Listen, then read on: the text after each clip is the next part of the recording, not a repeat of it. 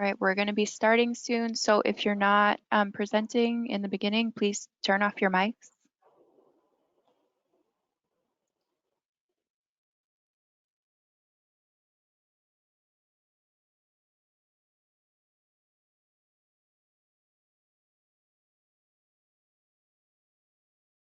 Tyrone, are you going to pop the slides up?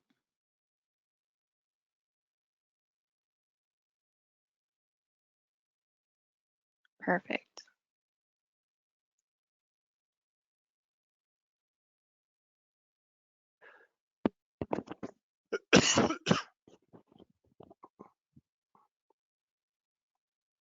Okay, it is 9 o'clock. We are going to be beginning soon. I see we have 239 attendees. Alyssa, do you think we should wait or get started?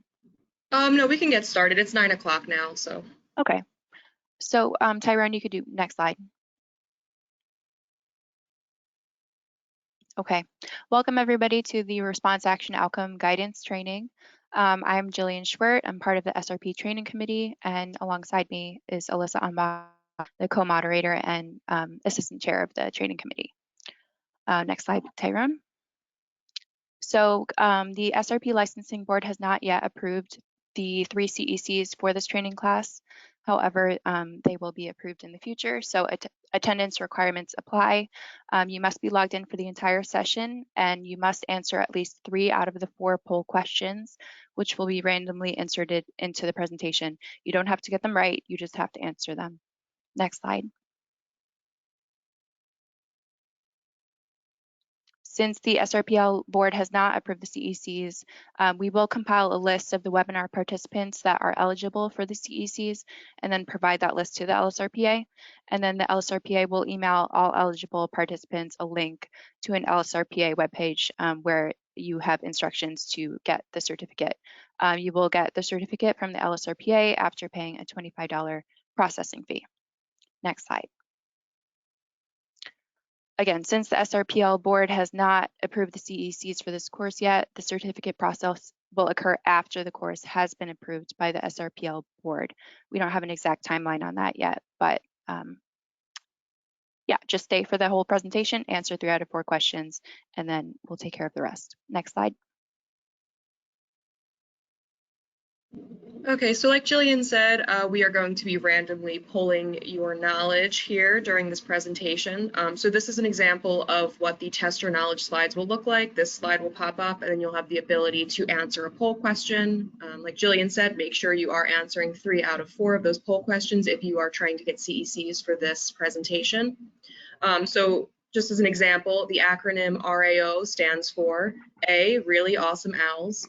B, rank and awful, which if you're like me, you had to look that word up, and it actually means organs and entrails. So I don't know who put that in, but a nice morbid way to start the morning. Or C, response action outcome. Next slide, please. And the answer is C, response action outcome. Next slide. We will have question and answer segments as time permits. You can enter your questions into the chat box and we'll read them out loud to the presenter so they can answer. And if your question does not get read aloud, just remember that we will be sending those answers out via email after the training. So don't worry if we don't get to your question. Next slide, please. And there is a chat function. Please let us know in the chat box if you're experiencing any technical issues with the presentation, any sound or video issues. Sometimes the best thing you can do is leave and come back in when there are technical issues. The other thing, we would like you to refrain from using the chat function to comment on presentations or answer other attendees' questions. From our perspective, if there's a bunch of chatter on the chat, it can be difficult for us to figure out who has questions and for us to answer them efficiently. And we also don't want anyone answering questions for other people because it might not be right. We want to make sure that only the people presenting are answering the questions. Next slide, please. And finally, just remember we have a course evaluation, so that link will be put into the chat throughout the presentation, so you can click on it and give us your feedback. It's really important. It really helps us come up with more trainings for the future and make sure we can really serve the community the way we need to. Next slide, please. So without further ado, I am going to introduce Brandy Gray. She's here from the LSRPA to tell us a little bit about what's going on with the LSRPA. So Brandy, whenever you're ready. Thank you, Alyssa. Good morning, everyone. My name is Brandy Gray of Langen. I am here today on behalf of the LSRPA and would like to welcome everyone to the joint REO guidance training event that's being held both by the DEP and the LSRPA. The LSRPA really appreciates the continued opportunity to collaborate with the DEP on things such as hot topics, guidance documents, and these types of training events. This particular stakeholder committee started working together pre-COVID and continued virtually to get us to the issuance of the updated REO guidance document and this training event today. And we want to thank the DEP and all the stakeholders for their flexibility and continued efforts during this time. Next slide. So the LSRPA provides several events throughout the year. The next training event is a virtual regulatory roundtable, which is scheduled for December 14th. The topic for this discussion will be on vapor intrusion, specifically how it relates to new construction design for New Jersey and national standards. And 1.5 regulatory CECs will be offered for this event. Next slide. The LSRPA also has the annual New Jersey Site Remediation Conference coming up in February. This is it's a 2-day event that includes training sessions, network opportunities. There's typically a keynote speaker and vendor presentations, and it's really a great way to get a bunch of your required CECs for your license renewal all in one shot. This event was held virtually last year due to COVID and is scheduled to be back in person again this year. Next slide. I want to take the time to recognize our association partners. These partners sponsor trainings and events that the LSRPA provides to its members. So thank you to all of our association partners. We really wouldn't be able to do this without you. This slide shows our diamond and platinum partners. Next slide. This slide shows our gold partners. Next slide. And this slide shows our silver partners. Next slide. So you can keep track of LSRPA events, activities, and announcements on the LSRPA website. And the LSRPA is also on LinkedIn, Twitter, and Facebook. Next slide. And thank you very much. Great, thank you, Brandy. So without further ado, we're going to jump right into our REO guidance training. And first, we're going to welcome Jerry Hahn. Hi, everyone. Thank you, Jillian. Hello. Over the past several years, I've had the pleasure of speaking with many of you. These conversations have helped to contribute to the development of an improved guidance document, including some additional necessary notices and hopefully clarification on how to write an accurate REO. Christina Page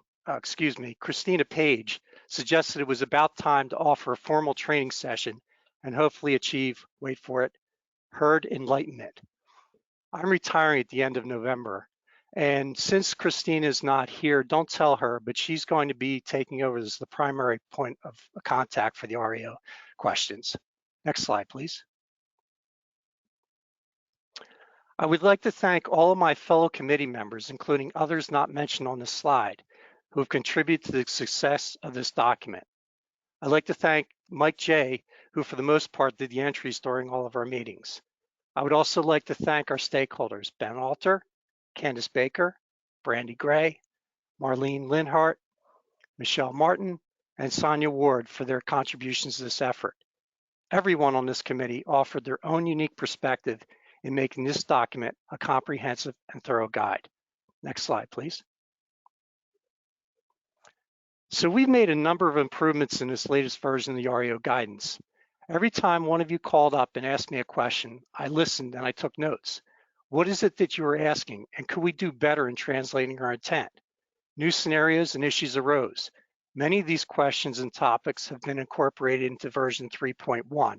And I say 3.1, if you noticed, we got a listserv on Monday that corrected something. So if you look at the listserv, you'll see the changes. We changed something as simple as grouping similar notices together and providing hyperlinks to each section within the PDF copy. So before you had to muddle through things trying to find the various sections, but now you can just do a correct, a fast hyperlink. Our goal with each of the below topics is to clarify what to select from the available options and what data entry is appropriate for the available sections and notices. A topic that is not specifically identified in the guidance document will be discussed during this presentation are the upcoming common administrative issues that we encountered during our audit process. John Baylog will be discussing that. The document provides the prevention. This presentation will provide the fixes. Next slide, please. So what's new? Here are some of the new additions to this version.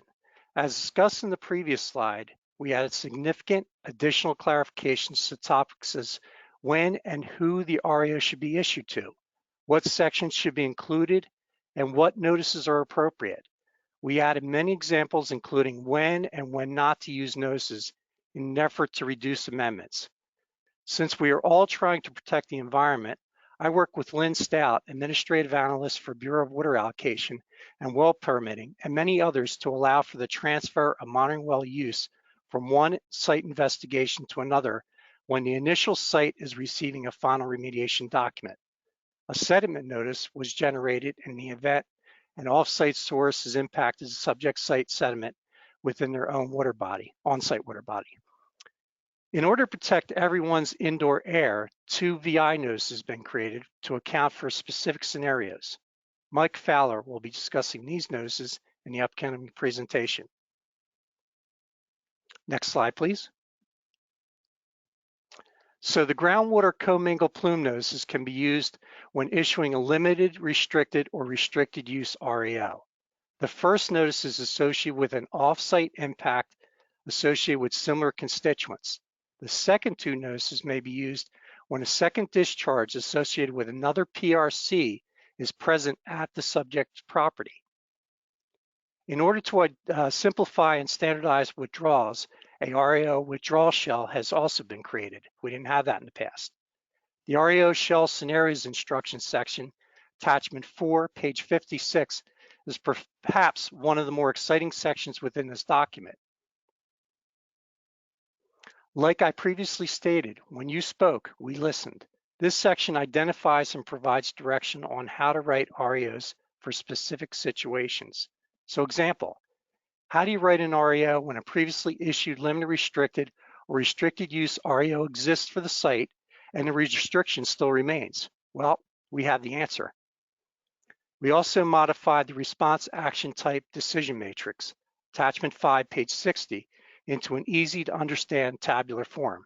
And I'd like to thank Mike for coming up with that idea. And later on in the presentation, Scott Tyrell is going to discuss the upcoming implementation of the REO service. Next slide, and thank you.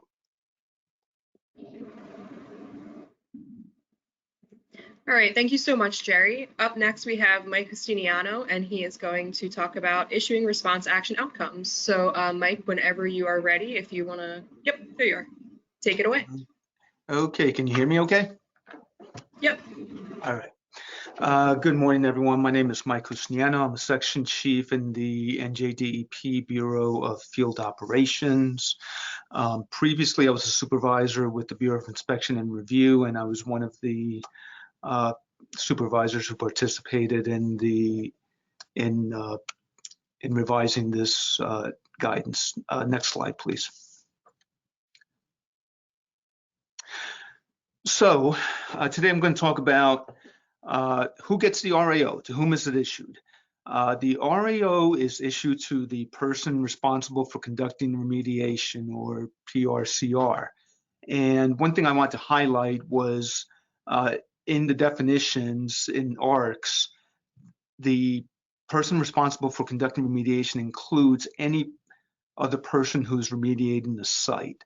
So it doesn't necessarily have to be someone who owns the site or who's somehow tied to the site. If they're remediating the site, for any reason, they would be considered a person responsible for conducting remediation, or PRCR. And I also wanted to just highlight, to look at the definitions and to look at the obligations in the rules. I'm not going to go necessarily through that. One thing we did want to highlight, so for those PRCRs who don't own the property, they may be a prospective buyer, they may be tenant, they may be a discharger. If the RAO is being issued to a party other than the property owner, copy the property owner. You want to be sure that the property owner is aware of any RAOs being issued on their property. Next slide. Okay, so when is an RAO issued? An RAO is issued after contamination has been remediated. That can be at any phase of the remediation that demonstrates there isn't a discharge, or that any discharge that has occurred has been remediated. And that's all going to happen when any applicable permits that were needed were obtained, any monitoring wells that are no longer needed and were installed as part of the remediation have been properly decommissioned, and all outstanding remediation fees and department oversight costs have been paid. Okay, so if you haven't paid the fees, if you haven't abandoned the monitoring wells that are no longer needed, if you haven't gotten all your applicable permits, don't issue that RAO. You've got to go have all these in line before you issue the RAO. Next slide, please. Okay. When contamination does remain on the site, there are some circumstances that you need to be aware of. So if contamination is migrated onto the site and an appropriate background investigation, that will be noted on your RAO. Brandy Gray is going to talk about that later. Here are some other situations. If the contamination was naturally occurring and there were no discharges of the same contaminants related to the site operations, Ben Alter is going to talk about that. If you do have contamination that's remaining and the department issued a remedial action permit that includes a institutional or engineering controls, that'll be denoted in the RAO. Marlene Linhart's going to talk about that. And again, stressing that any other applicable permits have been issued and obtained prior to issuing the RAO. Next slide, please. Some other situations, if contamination has been remediated to levels that were established in a previous remedial action work plan, or a final remediation document was issued and the appropriate order of magnitude was conducted. Emphasis on the and. Okay, Mike Fowler is going to talk about that. So an area of concern RAO can be issued for AOCs that have been remediated, even if contamination remains from other AOCs. There are some standard notices for the RAO that have been used for a long time. No one's going to cover that individually, but they are there. If you issue a soils only RAO, that is, all of the if you've determined that all the soils were fully remediated, soil contamination is no longer impacting groundwater, but groundwater is still being remediated, you can issue a soils only RAO, and Ray Strassler will go through that today. Next slide.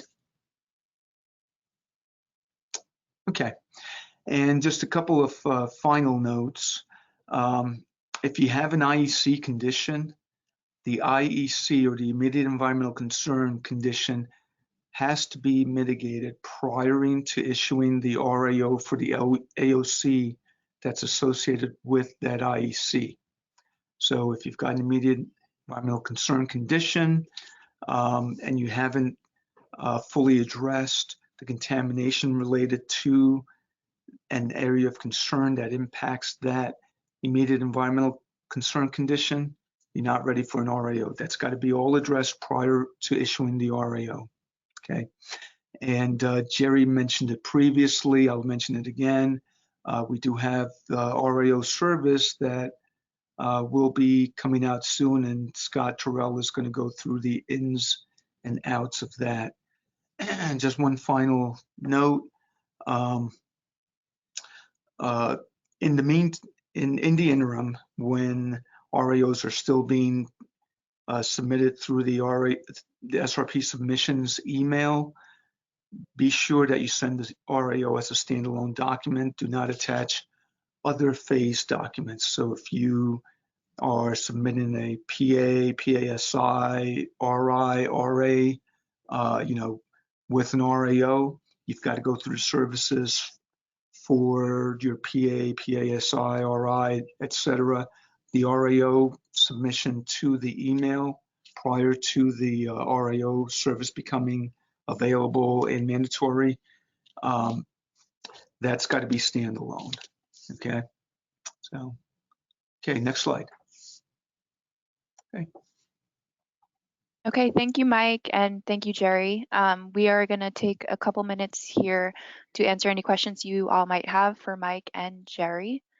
I don't see any questions currently, but if you have a question, please do type it into the chat box. As a reminder to you all, you need to stay present during the entire presentation and answer 3 out of 4 poll questions. Another reminder, we have some upcoming trainings. There's Chapter 2 of the Field Sampling Procedures Manual and Alt Field Guidance. We'll have a training sometime in the first quarter of 2022. Just waiting for questions to roll in. Okay, I see one. Does a soil or groundwater wrap get attached with the RAO submission if applicable? So Jerry or Mike, if you're still here, if you want to hop on and answer.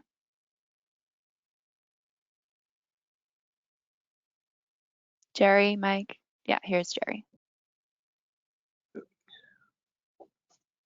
So the question was, does a soil or groundwater wrap get attached with the RAO submission if applicable? We can't hear you, Jerry. Jerry, we can't, yeah. How about now? Yes, now you're good. There we go. So the wrap is identified in the section of the paragraph where you list the wrap number and the issuance date. That should have been submitted ahead of time, or it can be submitted in, it must go through Bureau of Remediation permitting. And so it can be all submitted at the same time, but typically your wrap has to be approved ahead of time. It doesn't have to be submitted with the REO.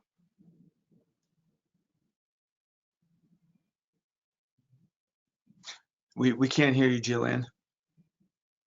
Sorry about that, tech issues. Does the REO get emailed to Njdp at the SRP email address, or does a hard copy need to be sent to BCANE?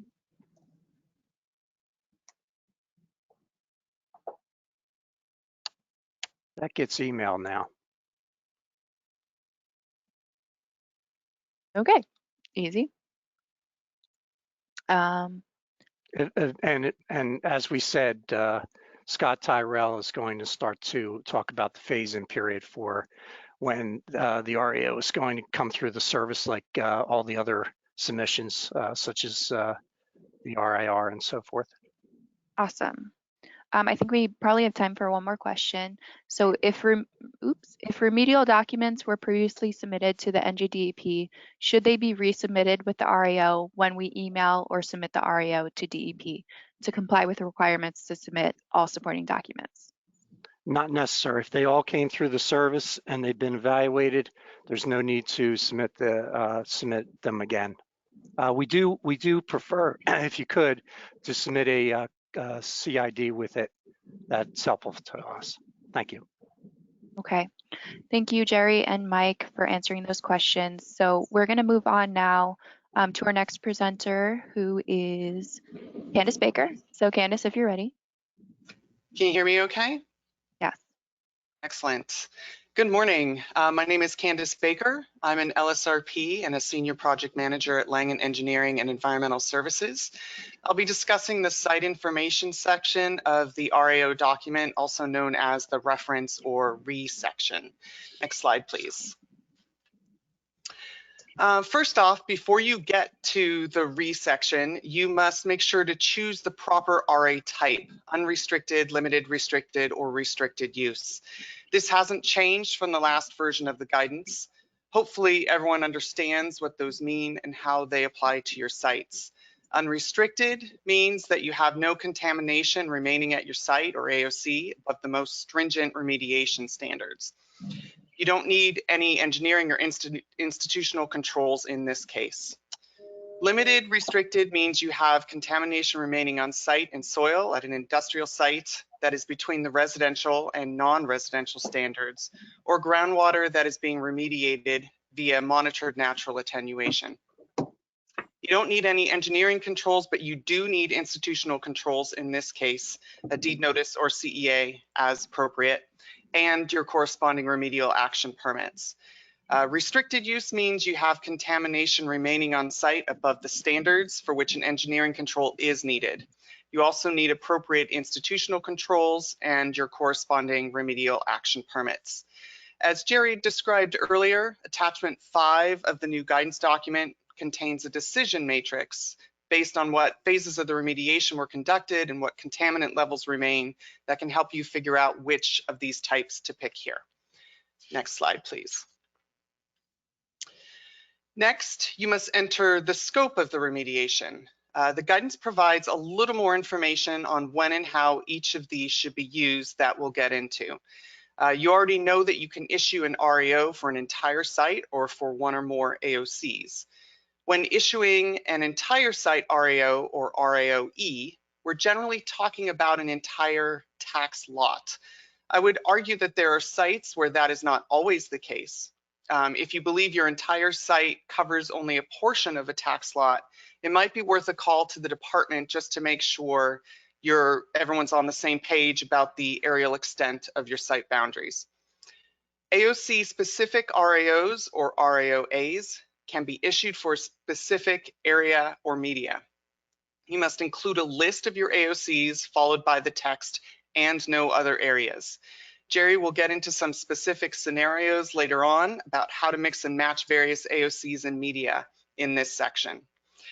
You can also issue RAOs for an ISRA industrial establishment as an entire or single tenant site or as a multi-tenant leasehold. And you can issue an RAO for a child care facility as part of the overall licensing process. Note that entire site, ISRA, and child care center RAOs require a PA to be completed. Next slide, please. This is just a quick overview of what the reference or resection of the RAO document looks like. We'll go through the individual fields now. Next slide, please. Add the name and location information for your site. Make sure the name matches what's used in Data Miner and NGEMS. You can also add an AKA name if that provides some greater clarity. Add the address information for the physical location of the site. Make sure to verify the block and lot with your municipality because we all know that those can change over time. If an address or block and lot does not really apply to your site, you can use other identifying information. For example, if you've remediated in the middle of the street, this may not correspond to an address or a tax lot number. The additional information may include coordinates, mile marker, right-of-way descriptions, the nearest intersection, or some other identifier or combination of identifiers. Make sure that the description is good enough for any reader to discern exactly where your restricted area is or your site is. Next slide, please. Make sure to enter your preferred ID or PI number in the proper format. This is usually a 6-digit number, but may also be a G number for older cases.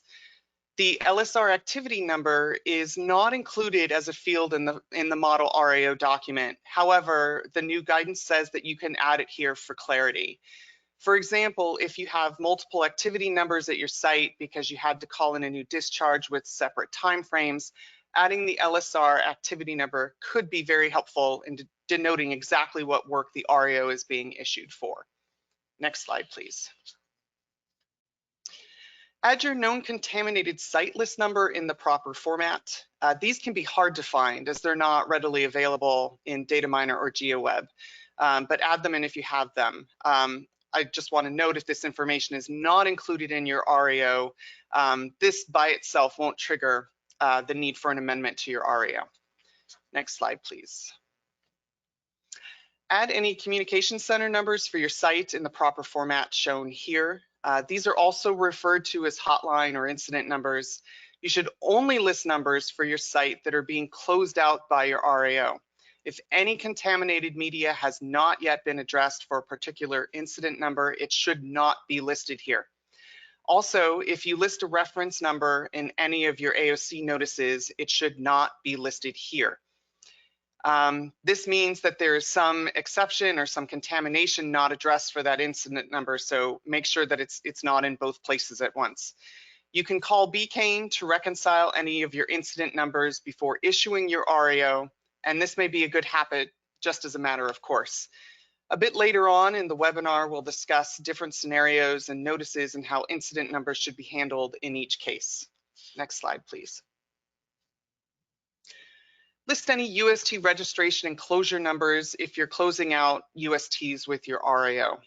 Make sure that the department's UST database is up to date and matches what you're putting in your RAO for any USTs. It's imperative that everything must match before you issue your RAO. Next slide, please.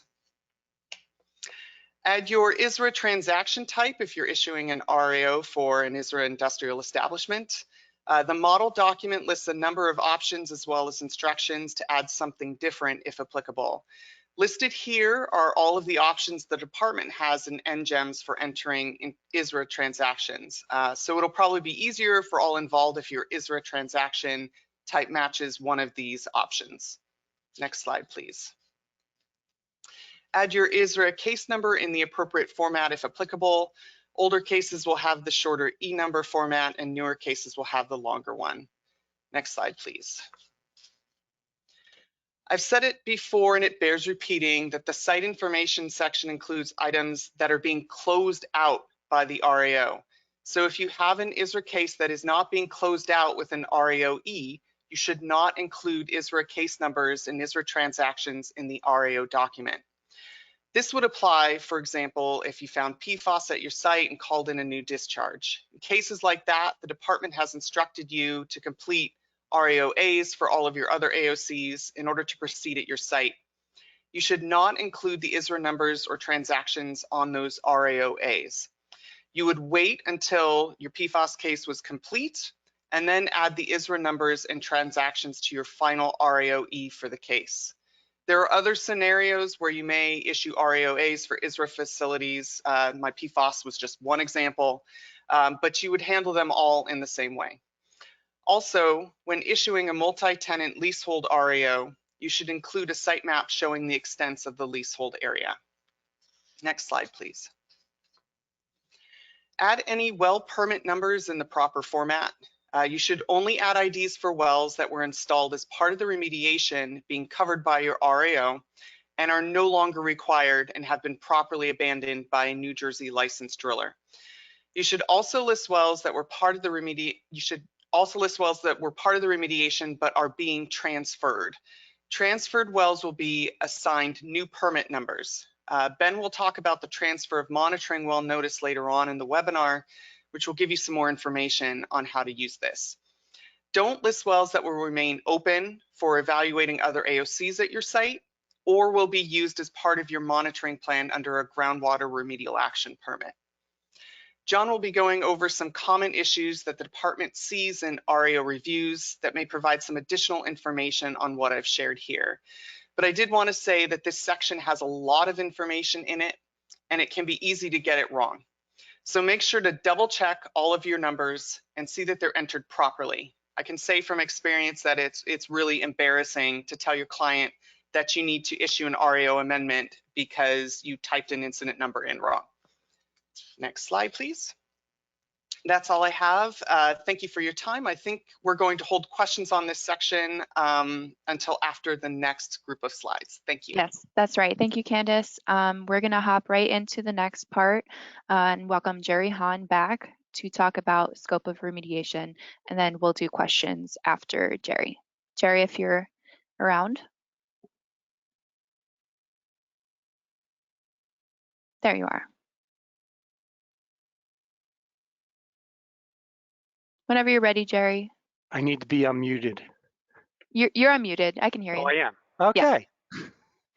Hello again. Thank you, Jillian. Thank you, Candace. I chose this particular topic because this section seems to be where there's a great variability and confusion when representing the intent of the REO. Next slide, please. So here are our primary choices. These 5 headings are the most common subjects addressed in the submission of REOs and are listed within the promulgated REO shell document. A current preliminary assessment is absolutely required for all the above submissions, except in the case of area of concern submissions. However, there is one exception I will discuss on slide 15. Next slide, please. Okay, so non-ISRA entire site REOs. So you have your basic entire site. This is the most straightforward when it pertains to a scope remediation entry. Ensure, however, that all suspected or known AOCs have been investigated and remediated, and ensure your soil and groundwater wraps have been established as applicable prior to submitting the REO. So if it's unrestricted, obviously you don't have to do those. Area of concern REOs. I will focus the majority of my presentation on this topic. So we're going to talk about that later. That's the crux of my talk. ISRA entire site REOs are not much different than non-ISRA entire site REOs, with the exception that the owner-operator has triggered NAICS codes. We use the Department References version 2.0. ISRA leasehold REO. Use this option when other ISRA or non-ISRA tenants occupy the property. I like to think of this as a site within a larger site, which requires a PA. Now get ready, it's quiz time. Okay, we have our first tester knowledge quiz. So the first one is a true or false. It is a non-ISRA entire site REO must have a PA. True or false? So you should be able to click on the poll tab on the side of your screen, and you should be able to answer that. Just a reminder that I see a lot of people are raising their hands. If you have a question, please put it in the chat box or in the question box, because we're not calling on people individually to ask questions. If you're having any technical issues, Tyrone, did you launch the quiz question? Hi, we are working on that, and we're working on that right now. Okay, so we're having a little technical difficulty. Sorry about that, everyone. We should be able to get that up soon. Okay, we will. I'm sorry, can we come back to that? I'm sorry. Yeah, we can. Do you want me to skip it for now? Is that what you're asking me? Yes, please. Yes, okay. Please. Yeah, so Thank Jerry, you. if you just want to go on, sorry about that, everyone. We'll come back to that.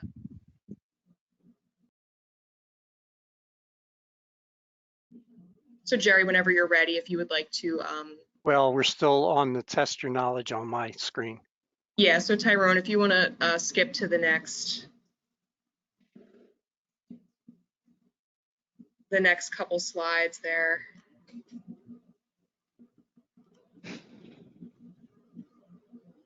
There we go.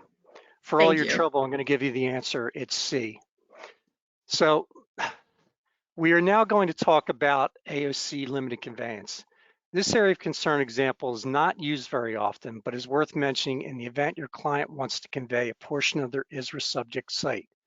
An operating industrial establishment can convey up to 1/3 of the value of the industrial substance for a business transaction, and Norio can be then issued. The below requirements are necessary in order to convey or transfer a portion of the original active ISRA property from one owner to another. As you can see, most of the requirements are similar to evaluating any property, ISRA property, with the main exception of ensuring that the main ISRA site is still operating. So that's the key there. It has to be an operating site in order to convey 1/3 of the value of the property. Next slide, please. Now, getting back to our main options. So this slide provides examples of when one or all media was remediated for one or more AOCs at a site. Any of these options can be used when with an unrestricted, limit restricted, or restricted use REOA. So option 1 can be issued when an AOC or multiple AOCs have been evaluated from soup to nuts. All media, including soils and groundwater, VI, surface water, sediment, as necessary, have been investigated and remediated. Likewise, if during the evaluation you're looking at soils, you determine there are no triggers to prompt a groundwater investigation, then this option is appropriate as well, because you've basically evaluated that all media has been addressed. Option 2 may be used when individual media, in most cases soils, has been remediated, but other impacted media such as groundwater has not been remediated. Now option 3, this combines options 1 and 2. I came up with this idea because we're just trying to eliminate REOs as much as we can. So option 1 is listed first to identify one or more AOCs in which all media has been remediated. And then option 2 is listed last, which identifies one or more AOCs that only addresses soils. As described in option 2, when issues remain associated with groundwater and other media, an REO will eventually need to be issued for these remaining impacted media. Now option 4 can be used when one media, typically soils, has been evaluated or remediated over the entire site. Now this is the example that I was talking about. This is when a PA has been completed and a single media has been evaluated for all suspected and known AOCs on the site. Next slide, please.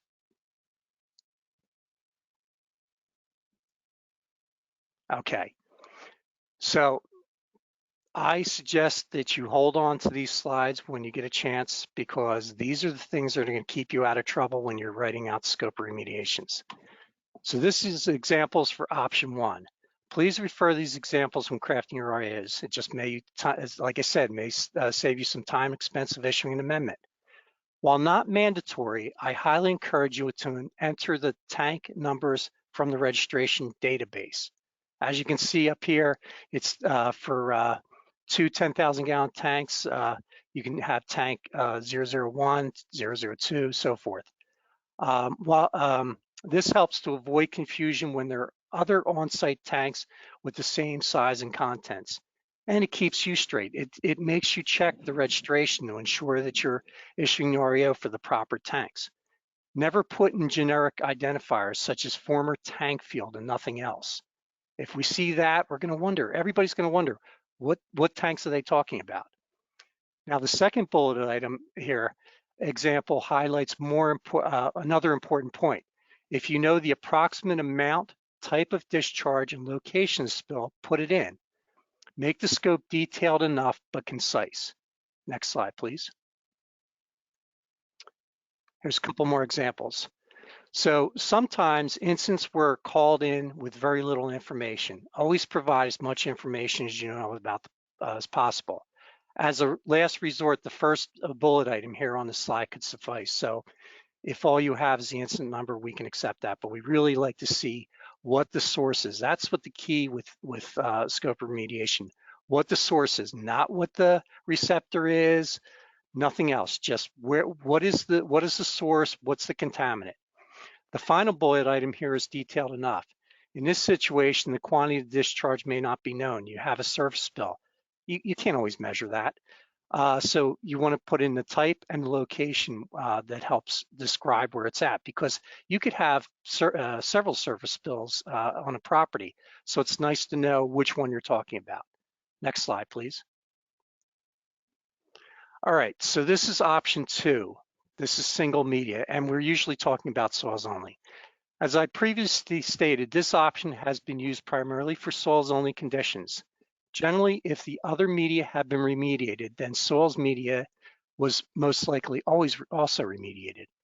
But unusual conditions can potentially arise, and we therefore are keeping our options open. But to date, we only seen soils only.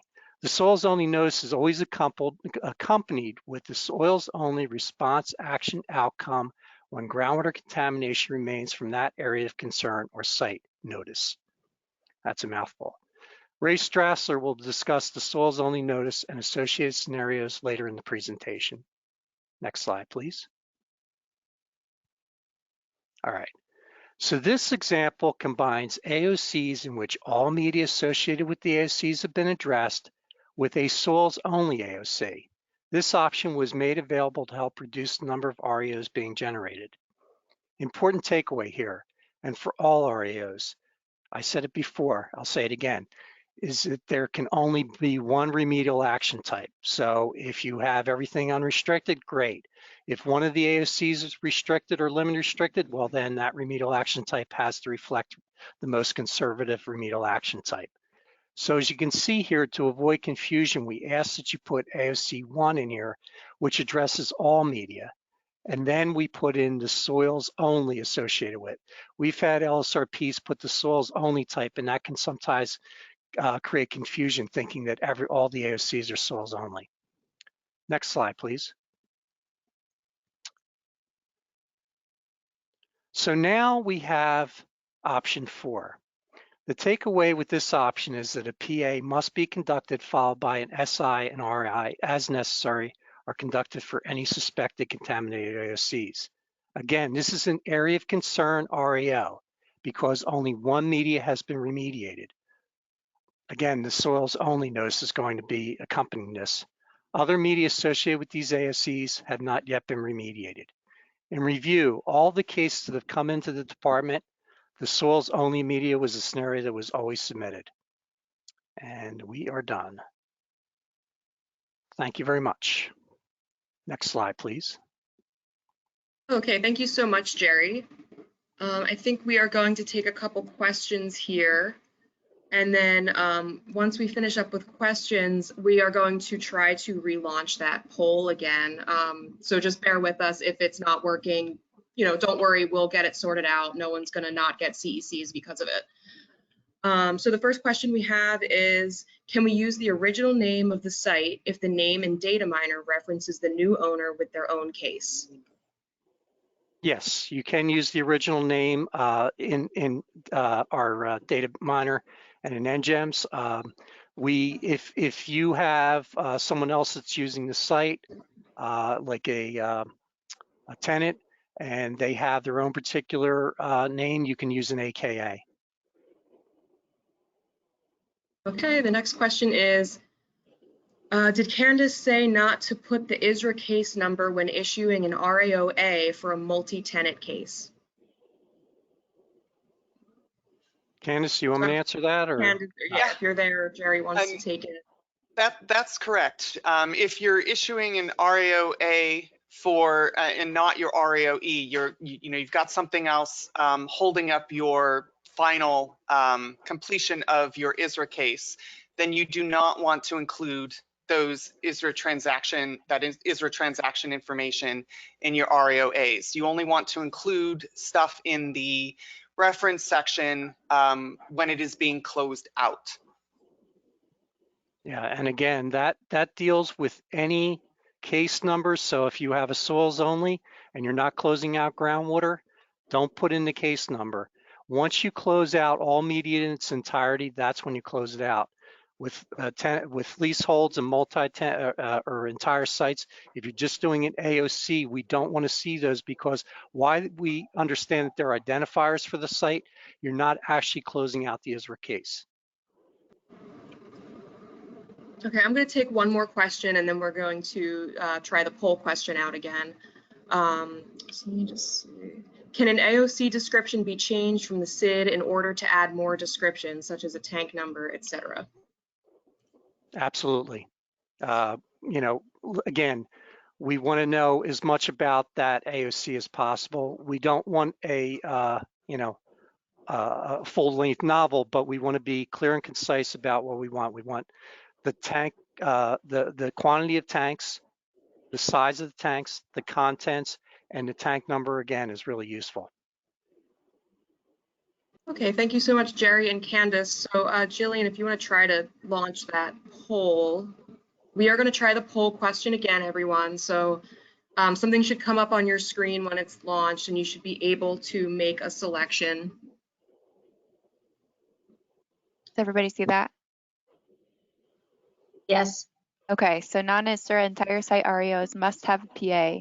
Please select one, true or false.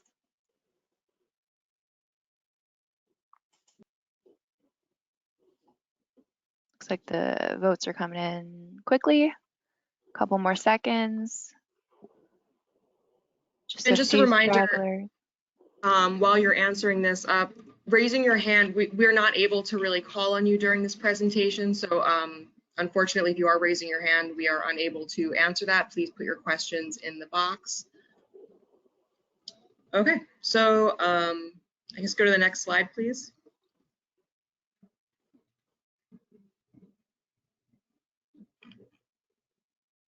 All right, and the answer is true. Okay, so thank you for bearing with us on that one. Okay, so now we're going to welcome our next speaker. Marlene Lynn Hart is here to talk about REOs and remedial action permits. So Marlene, whenever you're ready. Good morning, everyone. My name is Marlene Lynn Hart. I'm an LSRP and a senior associate at Wood Environment and Infrastructure Solutions. This portion of the presentation is on section 6 of the guidance, issuing REOs involving groundwater remedies and coordination with remedial action permits. I did want to note that this is a section that was revised recently, so please make sure you're using the most recent version of the guidance that was just issued in the listserv. If you had downloaded it previously, you want to make sure you go back to the website and get the correct version. 3 types of REOs can be applied to groundwater: unrestricted use, limited restricted use, and restricted use. Next slide, please.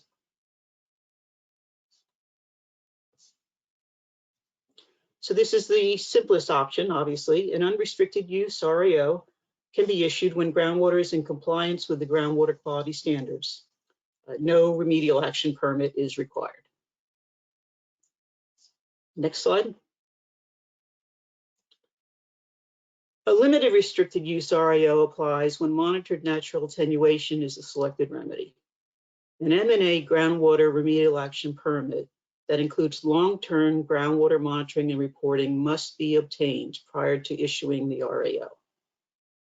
M&A should be demonstrated in accordance with the groundwater remedial action permit guidance and the M&A guidance prior to applying for the M&A groundwater RAP.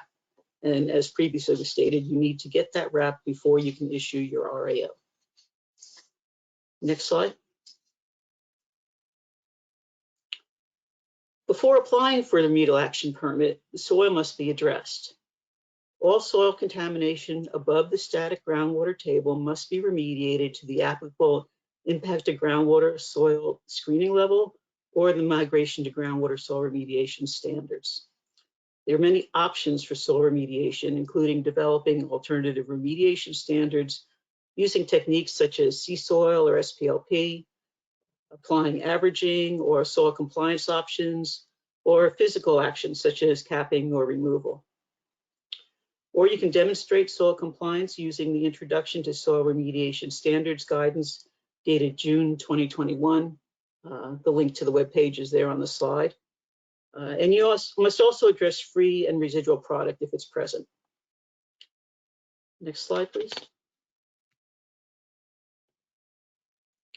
A restricted use REO applies to treatment or containment of product or contamination in groundwater when M&A alone is not appropriate.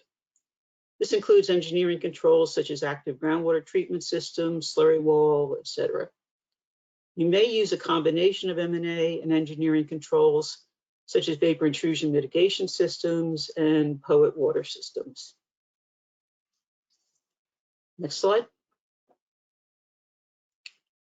You can issue a restricted use RAO after you have obtained a groundwater RAP.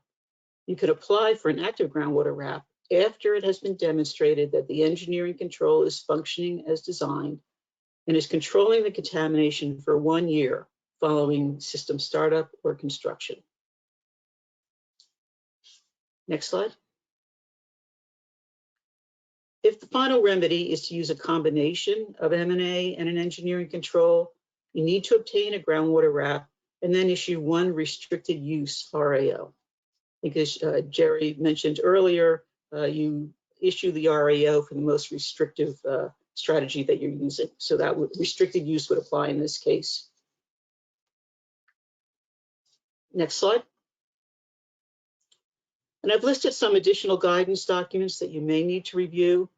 This list may not have all the applicable guidance for your situation, but it's a reminder to check guidance documents before applying for a groundwater RAP and issuing an RAO. Next slide. So to summarize it, issue an unrestricted use RAO when groundwater complies with the groundwater quality standards.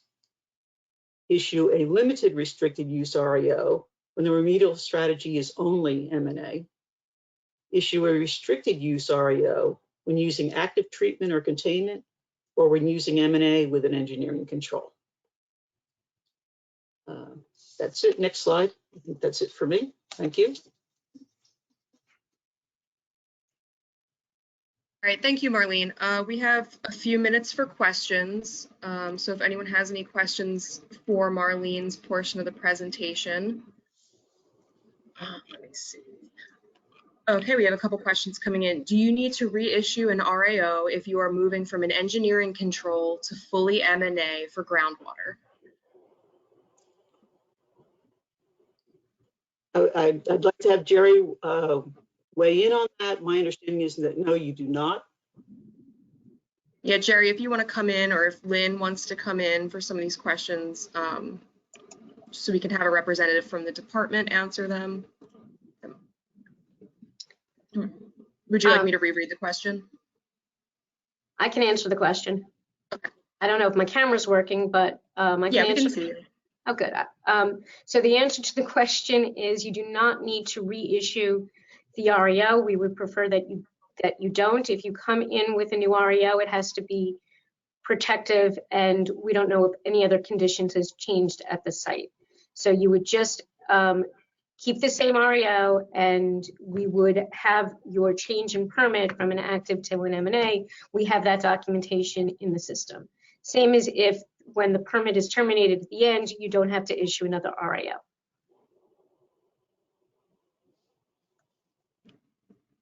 Okay, I'm just waiting to see if we have any more questions.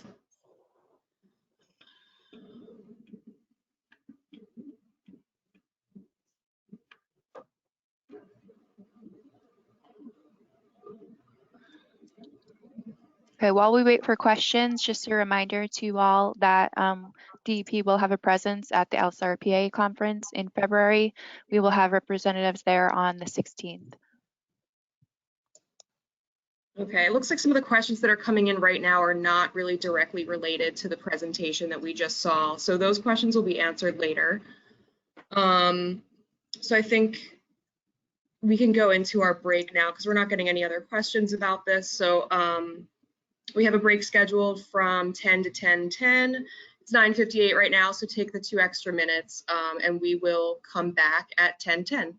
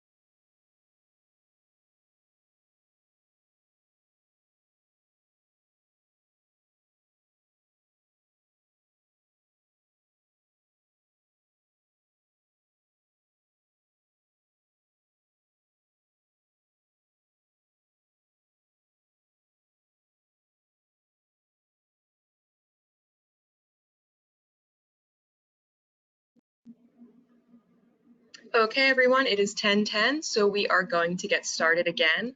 Up next, we have Ben Alter to discuss Section 1 of the Reo Notices. So Ben, whenever you're ready, you can take it from here. Well, thank you very much, Alyssa. Can you hear me and see me? Yep, all good. Okay, great, terrific. Well, thank you, everybody. And I want to, first of all, thank the DEP and the LSRPA for the privilege of participating in this webinar. I do appreciate it. I'll be kicking off this section on Reo notices. There will be 5 speakers discussing various Reo notices, and I'm the first of the speakers. There'll be questions after the 3rd speaker, and then there'll be questions at the end of this section, which will be the end of after the 5th speaker has spoken. Next, please. The notices have been divided up, like I said, into 5 pieces, three each, except for the last person. There'll be, we're only discussing here new notices or notices that have improved discussions in the new version of the guidance document. If you're like me and you've written RAOs, the notices sometimes can be very, very confusing. The previous guidance document gives you some of the basics, but it doesn't give you a lot of the explanations, a lot of the in and outs of when to use them or how to use them. And I find that this new guidance document is much better at providing what LSRPs need, which is when do I actually use this? Not just much what does it say, but when do I actually apply this notice? I'll be discussing, next slide, well decommissioning notices, the building interiors notices, and natural background notices. Next, please. So let's start with well decommissioning. As stated in the regulations, you must seal all monitoring wells on a site unless, and here's the unlesses, they will be used to evaluate other on-site discharges, they will be used to monitor a CEA, or they are being transferred for use in a case at another site. There's a new transfer of well notice that I'll be discussing 2 slides after this one. So let's take a look at the well decommissioning notice. Next, please. I'll let you read this, what I've abridged the version of the actual notice, but take a look at this.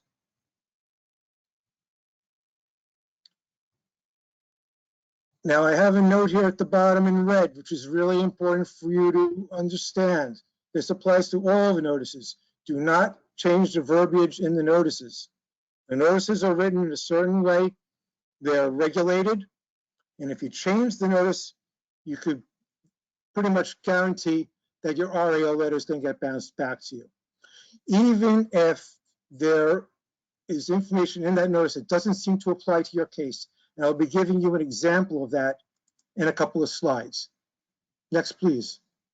As promised, here is the abridged version of the transfer of monitoring well use notice. What you need to put into this is you need to tell the DEP exactly what, well, and also the PRCR, who's getting the letter, exactly what monitoring wells you're talking about. So you need to refer to the well permit numbers. You'll get that off of NGEMS or wherever else you can get it. Be sure that that matches up to the actual number of the well, the case number, the PI number, and you'll notice it's the PI number of the case that's going to be using the well or wells. So you have your own PI number for the case that you're writing the RAO letter for.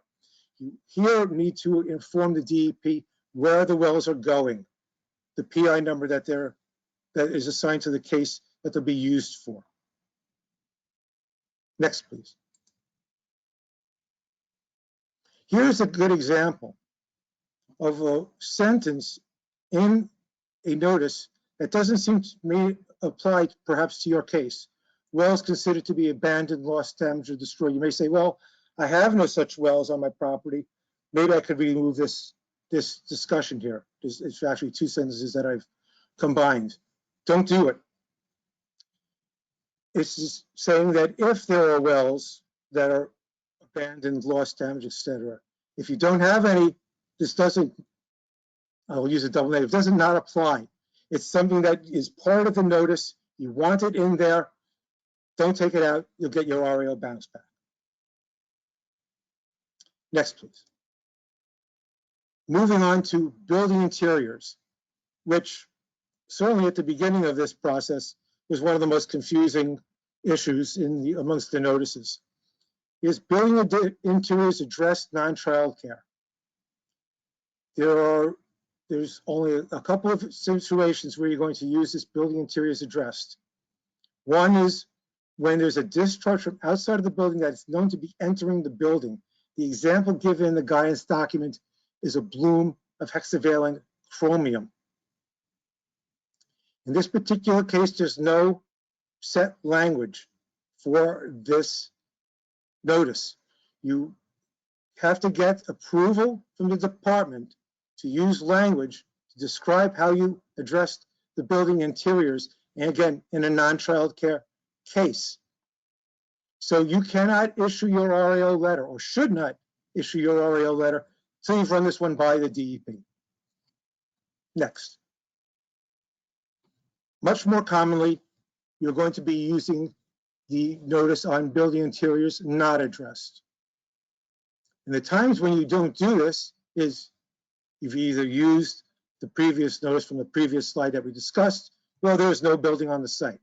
But you might say, well, in many cases, I've addressed the building's interiors. I've done the asbestos. I've done the lead-based thing, especially in the case where you're going through a child care licensing process where you're required to address all these other environmental issues.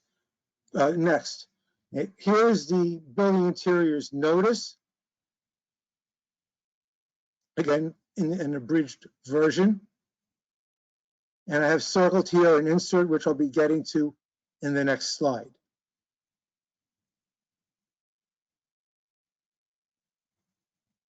So let's go to the next slide now. The only exception being is you've addressed a specific contaminant in a specific AOC. So you use this insert when a discharge occurs within an on-site building that prompted the remediation of a portion of the building in the media outside of the building. But I've left an open question for you, which is, what do I do if we've already addressed the interior issues such as asbestos and lead-based paint? And the answer is, these issues, the ones that I've just described, are outside of the purview of the site remediation program. And because they are outside of the purview of the site remediation program, they don't belong in an REO letter.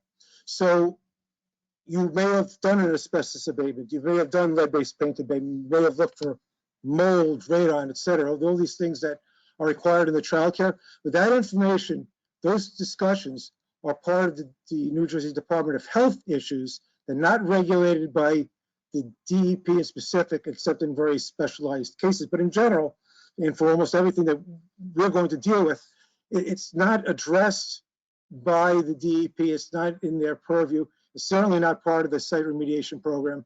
Therefore, if you've addressed it, you need the building interiors not addressed notice. Next, please. Now I'll move on to natural background notices, which again is something that is really easy to mess up, and there's really, really good guidance in the new guidance document. I very much encourage you to pour through it. We, the committee, tried to make it a readable document and something that's really accessible. But here, let me just give you some of the background of it. So you have 3 natural background notices.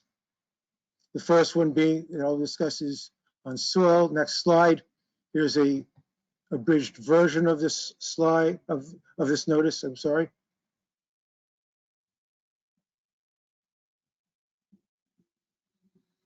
Now this applies to the direct contact pathways.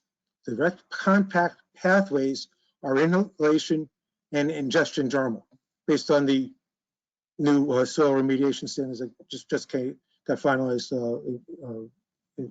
this year. It does not refer to the migration to groundwater pathway because that's not considered a direct contact pathway.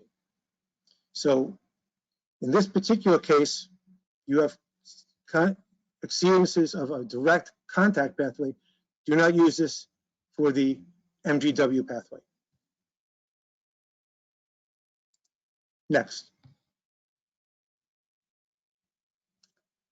Here's a notice that would go into an REO referring to childcare facilities for soils. Again, abridged.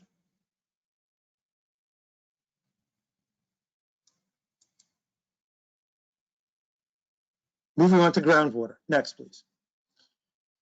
Natural background in groundwater is almost always going to be applying to metals and not organics. You do not use this notice for petroleum. In this part of the world, there is no natural petroleum to speak of, or anthropogenic background contamination, such as DAP. So we're really talking about metals here. Next slide, please. Here is the abridged version of the notice for groundwater,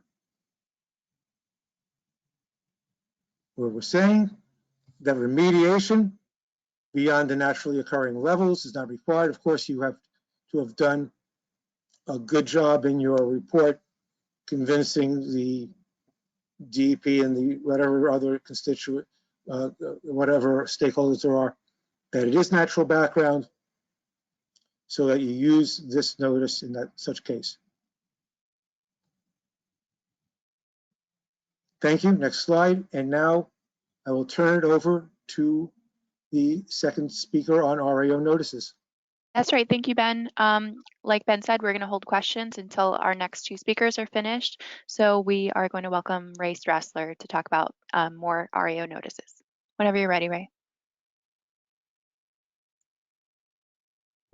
You got me? Yep, we can hear you. We can see you. Okay, great. Hi, everybody. My name is Ray Strassler. I'm a supervisor in Bureau of Inspection and Review. Next slide. And this is what I got on the menu this morning. I'll be going over the soils only REO when groundwater contamination remains from that AOC or site notice, henceforth known as the soils only notice. Groundwater contamination not yet investigated, in-service rail line spurs and sidings not remediated, and the HAP notice. Next slide. For the soils only notice, you're going to use it when the AOCs that you're putting in the scope of remediation, the soil's been remediated for those, and the groundwater contamination remains behind. You're also going to use this in an area of concern only notice, and REOE soils only doesn't exist. The entire site REO indicates that everything was addressed, and if groundwater remains open, you know, obviously they don't go together. So stick with the REOAs for using this notice. And also, as Jerry had touched upon earlier, for media-specific REOs, when you're using the soils only notice for a parcel, you know, on those ones you have to get the PA complete in order to do media-specific REOs. But yeah, if you're oiling, issuing a soils only for you know, blocks and lots, that's fine to issue this notice for that. You're not going to use it when groundwater wasn't triggered. So if in the past we had received somewhere, you know, LSRPs essentially said, you know, I didn't touch the groundwater. That's not what this is for, because the groundwater remains open. It doesn't imply that soils is the only thing that is touched. So unfortunately, we would ask for an amendment in that case if you had issued it with that intent. Next slide. Next on the list, groundwater contamination not yet investigated. I included this section of the 4 notices that I'm doing. This is the only one where there's actually some inputs. The other ones are just, you know, template that shouldn't be changed. Again, reiterating that don't change the wording, or, you know, amendment would be required. So for this one specifically, I wanted to point out the incident number section. You know, these things are self-explanatory, identify the contaminants and, you know, program interest number. But the incident number, as Candace had mentioned earlier, the incident number in this notice is the one that's linked to this case for groundwater contamination. So if you're indicating that groundwater remains open in a notice, you're not going to put it in the reference section in the beginning of the REO because you know, you're saying it's being closed in the reference section and that it's open in the groundwater notice. So it doesn't work together. Again, amendment would be required in that instance. So just don't confuse those two. Next slide. Still on groundwater contamination not investigated, you're going to use this when groundwater was detected during the site investigation, but the RI hasn't been completed yet. CEA groundwater permit hasn't been established, and this last bullet kind of goes hand in hand with what I was saying in the previous slide with the incident. So the sequence of events when you call in your initial number when you discover groundwater contamination, that's the number that's linked to your case. When you develop enough data to suggest that it, in this particular bullet, it's for offsite source only. So when you get to the point where you've completed a PA and SI as applicable, if you have enough data to suggest that it's a verified unknown source, that's the next number that you would call in. You're going to use this notice until you get to that point. Once you have a verified unknown source, we have a separate notice for that. So prior to that, you're only going to have that number that's linked to this case. So the incident number. So this notice would be used up to the point where you determine that it's actually verified and not your contamination. Next slide. Still going with groundwater contamination not remediated. We're going to use this notice for any combination of the following. It's been determined that the Aocs receiving the REO have not contributed to or are no longer contributing to any of the Aocs that you put in the scope of remediation. If it had nothing to do with the groundwater contamination, you know, or you progress the case to the point where it's no longer affecting, you're going to use this notice. There's an outstanding remediation obligation that the PRCRs are aware of their obligations to remediate the discharge. And excuse me, there's also knowledge of groundwater contamination present that's being handled by another LSRP or RP. So if you're issuing an REO for a particular case and the LSR for that case is one of a number in that PI number, you'll use this notice to indicate something's going on elsewhere on site. You don't want to use this notice for entire site REOs or ISRA leaseholds. Again, entire site indicates everything is complete, and an ISRA leasehold REO indicates everything is complete for that particular leasehold. So those two instances you're not going to use this notice for. Next slide. In-service rail lines, you're going to use this when you have an active rail line on site, and it can be used for any type of restriction when it comes to REO A's or E's. Next slide. Not going to use this notice if the notice itself is saying there's an active rail line. If the infrastructure isn't there, obviously you're not going to use this notice. The railroad infrastructure is located off-site. If it's off-site, it's not. It shouldn't be on the SID. It's not an AOC associated. If there isn't a spur on site, then it's not related to the particular case. One thing I do want to point out is this last bullet. It has to be, these spurs and sidings have to be attached to an active rail line. If a company is just using rail cars on system that they have on an industrial complex that isn't attached to an actual rail line going somewhere else, that's just an AOC that needs to be addressed on that particular property because it's not an active rail line. Next slide. The HAP notice. Excuse me. You're going to use this notice when historically applied pesticides have been applied at the site but weren't investigated at all. And it can be used on any type of restriction. Again, this one's going to be used on RAOEs only. It's not appropriate for an RAOA without a completed PA because in order to determine that the HAP was used, you need to have the history of the site down, meaning you have enough aerials and background that go back to prior to construction, and you'll be able to tell if it was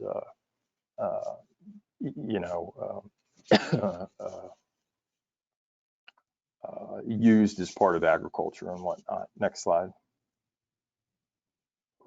HAP notice. If you have any data at any point in time that there were pesticides on site, you're going to have to deal with it in the notice. You're not going to be able to use this particular notice. When you actually have manufacturing, mixing, or handling of the chemicals on site, that's a different story. You're not going to use this particular notice either. And for properties that are undergoing change to residences, schools, childcare, as part of the presumptive remedy requirements, you're going to be looking at everything anyway. So it doesn't apply in this situation either. So again, you won't be using the notice here. Next slide. And coming in hot with another question. All right, so we have another test your knowledge question here. The poll should be launched momentarily. So true or false, use the HAP notice when samples have been analyzed for pesticides. We'll give you about a minute to answer this. And just a reminder, I did put the course evaluation link in the chat box. So when you have a moment, please make sure you fill that out. And it'll be put in the chat box again toward the end of the presentation. And just a reminder that our presentation is scheduled to go until 12:30. I know sometimes we see 12 o'clock hits and it's lunchtime, but we are scheduled to go till 12:30. And we will try to stay on schedule like we have for the remainder of the presentation.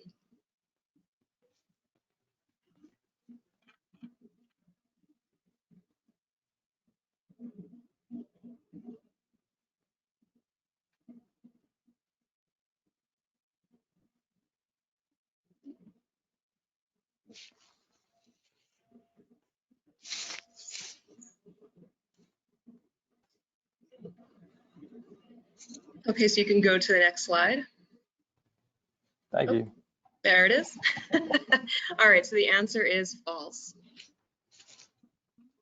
All right, thank you so much, Ray. Up next, we have Sonia Ward, and she's going to continue the conversation, and then we will take questions. So Sonia, whenever you're ready. Sure. Hi, I'm Sonia Ward. I'm an LSRP at H2M Architects and Engineers, and I'm here to talk about the historic fill notices. Next slide. So the first one we'll cover is the soil historic fill notice, and this is for an area of concern REO only. So you use this notice when the historic fill has been visually characterized and or confirmed via sampling, but has not been remediated via excavation or sampling. And there are three scenarios where this notice cannot be used. One is for any REO where there will be new construction of or change in use to of residence, a child care center, or a school, because it's necessary to either remove historic fill in order to issue an unrestricted use REO, to implement a presumptive remedies, or to get approved alternative remedy in accordance with the tech regs. The second scenario where this notice should not be used is the ISRA REO, is for ISRA REOs, and the third is for an entire site REO for requiring remediation of historic fill. Next slide, please. The guidance document provides two examples. The first is issuing an REO for a clean UST closure, but historic fill is present, which could include groundwater impacts from the historic fill. And in this case, the historic fill would not have been remediated via excavation or capping. And the second example given is an REO issued for remediation that's limited to one or more AOCs, but the groundwater impacts and historic fill are not remediated via excavation or capping. Next slide, please. Now we're going to cover two groundwater notices. The first notice is for the scenario where sampling has been completed. So REO A or an REO E can be issued for groundwater contamination under this notice. This notice, again, as I said, you have groundwater contamination on site and you have data confirming that. But you also know that it is not related to site activities, that it's solely from the historic fill, and that the historic fill extends beyond the property boundaries. So in this scenario, the historic fill impacted soils have been addressed either through remedial action permit or a historic fill, a removal of the historic fill. Next slide, please. So in this scenario, you would put in an application for a classification exception area for the historic fill, and that needs to be done prior to issuing the REO. The CEA is for an indeterminate period, and it covers the footprint of the property. The department will maintain a virtual institutional control or a virtual CEA for the site, and no biennial certifications are required. But it should be noted that the virtual institutional control, or VIC, needs to be evaluated and recorded prior to issuing the REO. And in this scenario, no groundwater remedial action permit is required. Next slide, please. All right, the second groundwater notice that we'll discuss assumes that no sampling has been completed of groundwater. So again, this can be an REO A or an REO E. And as I said, groundwater sampling hasn't been conducted, but contamination is assumed to be present. The notice actually reflects that by saying that groundwater contamination may exist above the groundwater quality standards, which may limit use of the groundwater. So the source here is solely regional historic fill extending beyond the property boundaries. And again, you must address historic fill impacted soils via remedial action permit or removal of the historic fill. Next slide, please. And groundwater contamination, for this groundwater contamination REO notice, no RAP is required for the REO to be issued. And again, the virtual institutional control is issued by the department. So the remediator is required to prepare a fact sheet for the CEA. Again, the CEA covers the property footprint. Again, it's for an indeterminate period. You can see a lot of similarities with the previous one. However, in this case, the remedial action type is going to be at a minimum a limited restricted use with permit requirements. And again, no biennial certifications are required. It's important to note that any discharge that's not related to the historic fill requires a separate CEA. So you could have a CEA for an underground storage tank that leaked and impacted groundwater, as well as a separate CEA for historic fill on the same site. And that is my last slide. Any questions? Okay, great. Thank you so much, Sonia. So we only have about 5 or 6 minutes to answer questions for Ben, Ray, and Sonia. And if your questions don't get answered now, we will send emails to you directly. So the first question I'm going to read, I think, is for Ben. Wells are expensive and clients are hesitant to seal all wells until the 3-year RAO audit period is over. Can you briefly comment on that? I could comment on that unless somebody from the DP wants to comment on it. But if you leave wells open and they're not related to one of those three things, correct me if I'm wrong, that people with the department, you're going to get your RAO bounced back. Yes, Ben, I would agree with that. We've had situations where the LSRPs are hesitant to close those wells. We understand they're expensive, but if you're unsure about issuing the REO, then perhaps you're also unsure about whether those wells should be closed. So the bottom line is, unless you're using them for another on-site source, or you're sealing, well, you're going to transfer them for another use for another off-site property, you can leave them open. But if you're done with your investigation and you don't need them for any other uses other than, oh, I just want to monitor things, we don't want them open. The reason being is they are conduits from surface contamination to the subsurface, and we don't want them open for that reason, and they get forgotten.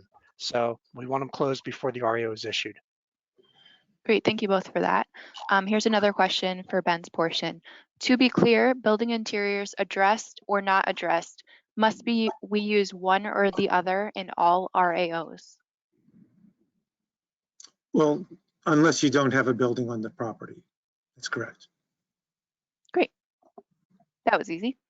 Okay, we're gonna move down the list here.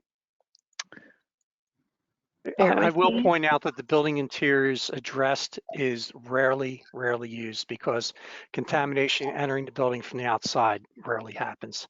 So it's usually building interiors not addressed is the notice that you'll be using. Right. Okay. Okay, here's related to building interior address. Does that include VI? Building interior addressed? Yeah, that's what they wrote. If you're going to use that notice, if you're going to issue an RAO letter at all, you would better have addressed VI if it's applicable to have been addressed. Excellent. Okay, I'm going to try to move down to do questions for Ray, because we have a lot for you, Ben.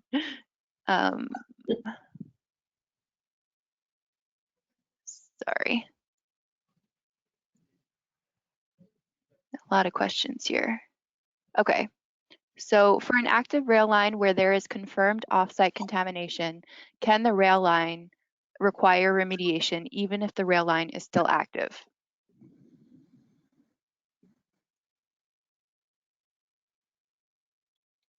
Ray, are you still here? There he is. Yep. Hi. Can you repeat the question? Sure. For an active rail line where there is confirmed offsite contamination, can the rail line require remediation even if the rail line is still active? You have some major safety concerns there. However, if the line is active,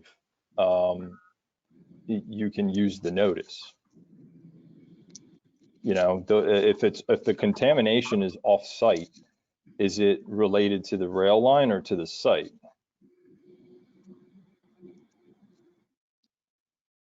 If this is, we're not sure of the question. If this is an off-site rail line, then you're not using that notice. If your contamination is emanating from the property onto the off-site rail line, then and you know, typically Conrail and others do not want you on that property. There are ways to put deed notices on that property and address it that way. Hopefully you answered that question. Yeah, I hope so. And we only have about 1 more minute, so I'm going to ask a question for Sonia. So for known on-site, not remediated historic fill, is it okay to use for ISRA as long as it is an RAO-A?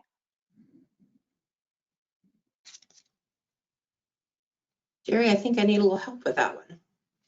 Yes, if you're just doing an RAO-A, and you will eventually have to address that once you issue your entire site or leasehold, it has to be addressed. But up to the A point, if you found it, you don't know what to do with it yet, you can use that notice, but then you will have to address it. Great, thank you. For those whose questions were not answered, we will answer them via email in the future. So with that, we'll move on. Our next speaker is Brandy, who will be talking about more Reo notices. So Brandy, whenever you're ready. Hi, everyone. I am Brandy Gray. I am an LSRP and Senior Project Manager at Langen, and I'm going to continue the presentation by discussing some additional notices. Next slide.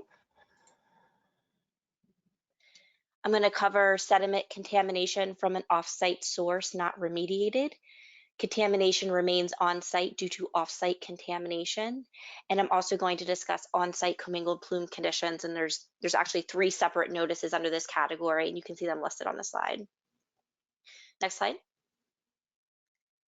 So sediment contamination from an off-site source, that's the first notice I'm going to discuss. This notice was first introduced in 2016, and it came about following a scenario that was presented to the department, and I'll go into that a little bit further along in the presentation. You're going to use this notice when sediment contamination is present at a site above ecological screening criterion, lowest effects levels, or also known as LELs, and or severe effects levels, SELs, and that would be related to an off-site source. Next slide.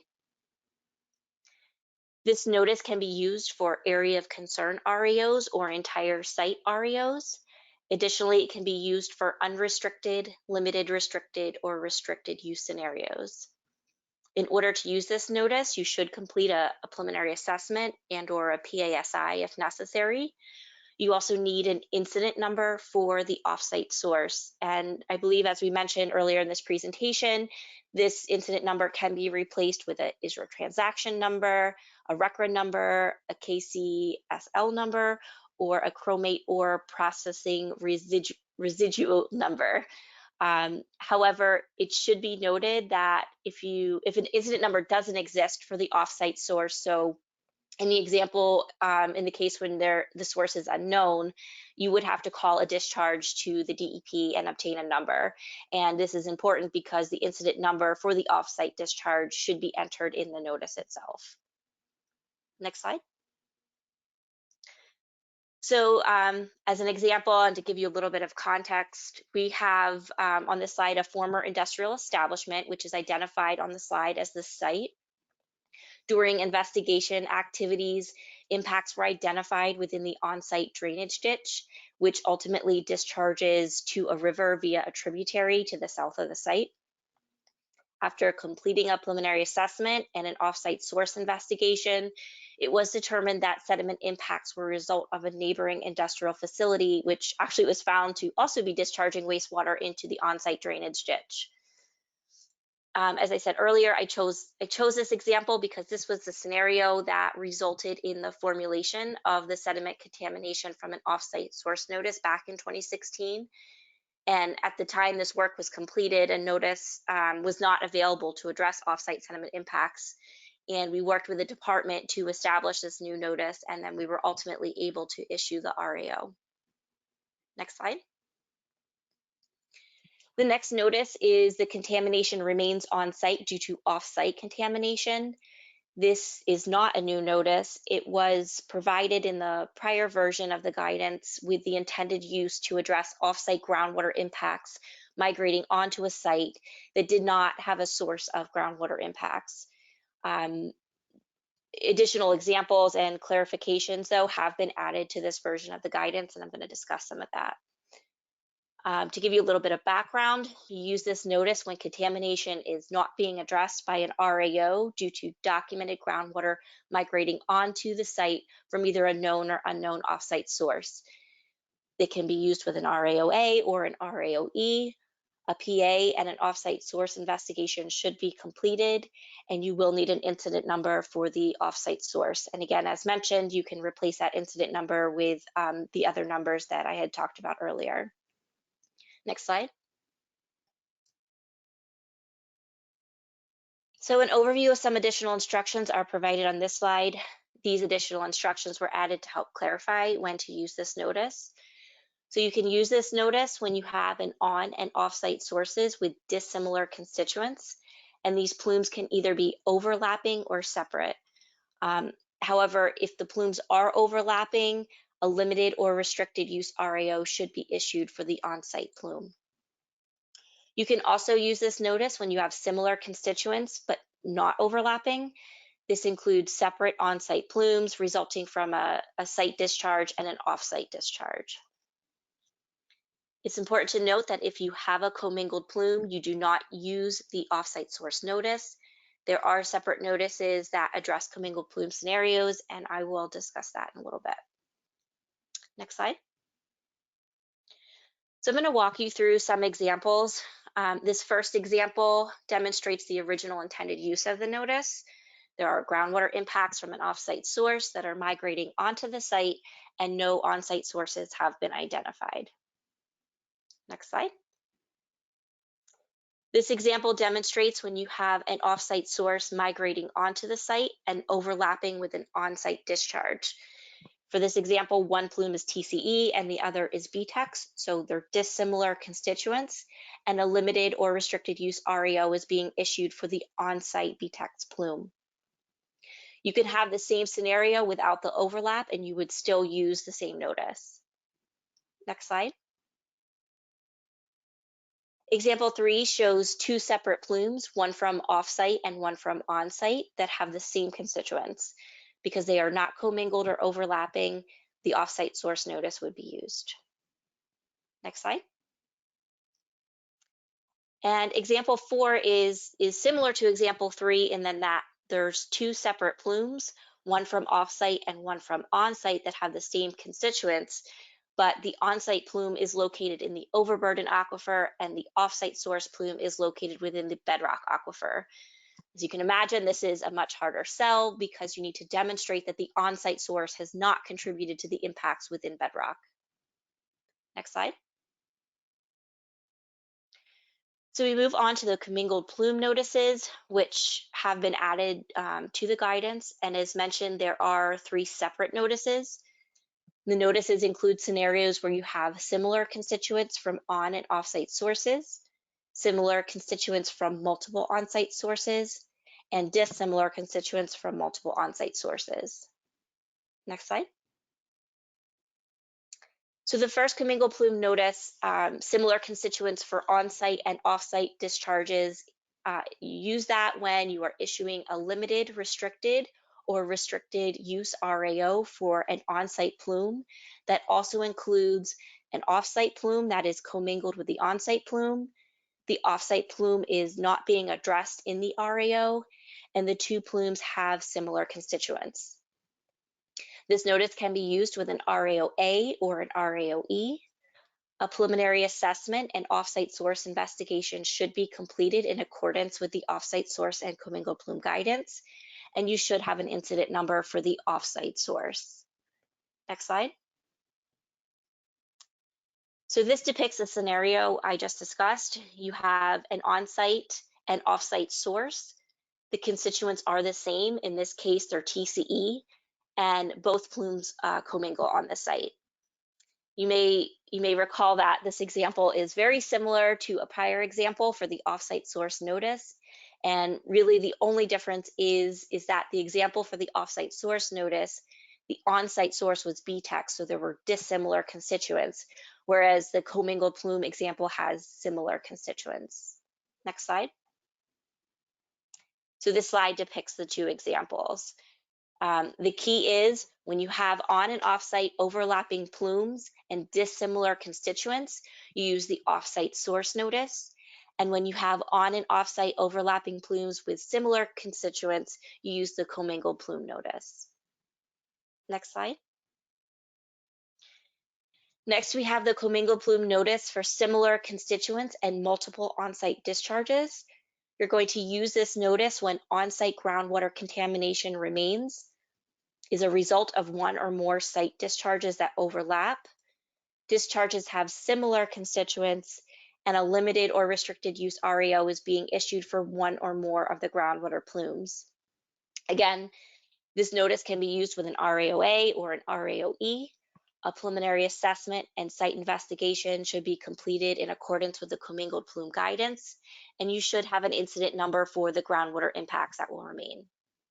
Next slide. Oh, can you go back?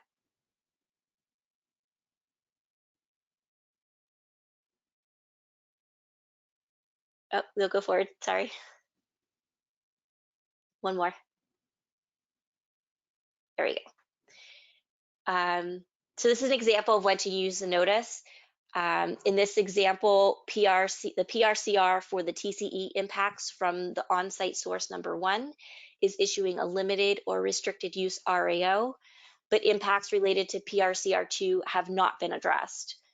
Because the impacts from PRCR number 2 remain on site, the constituents are the same and are commingled on the site, PRCR number 1 should use the commingled plume notice for similar constituents and multiple on-site discharges.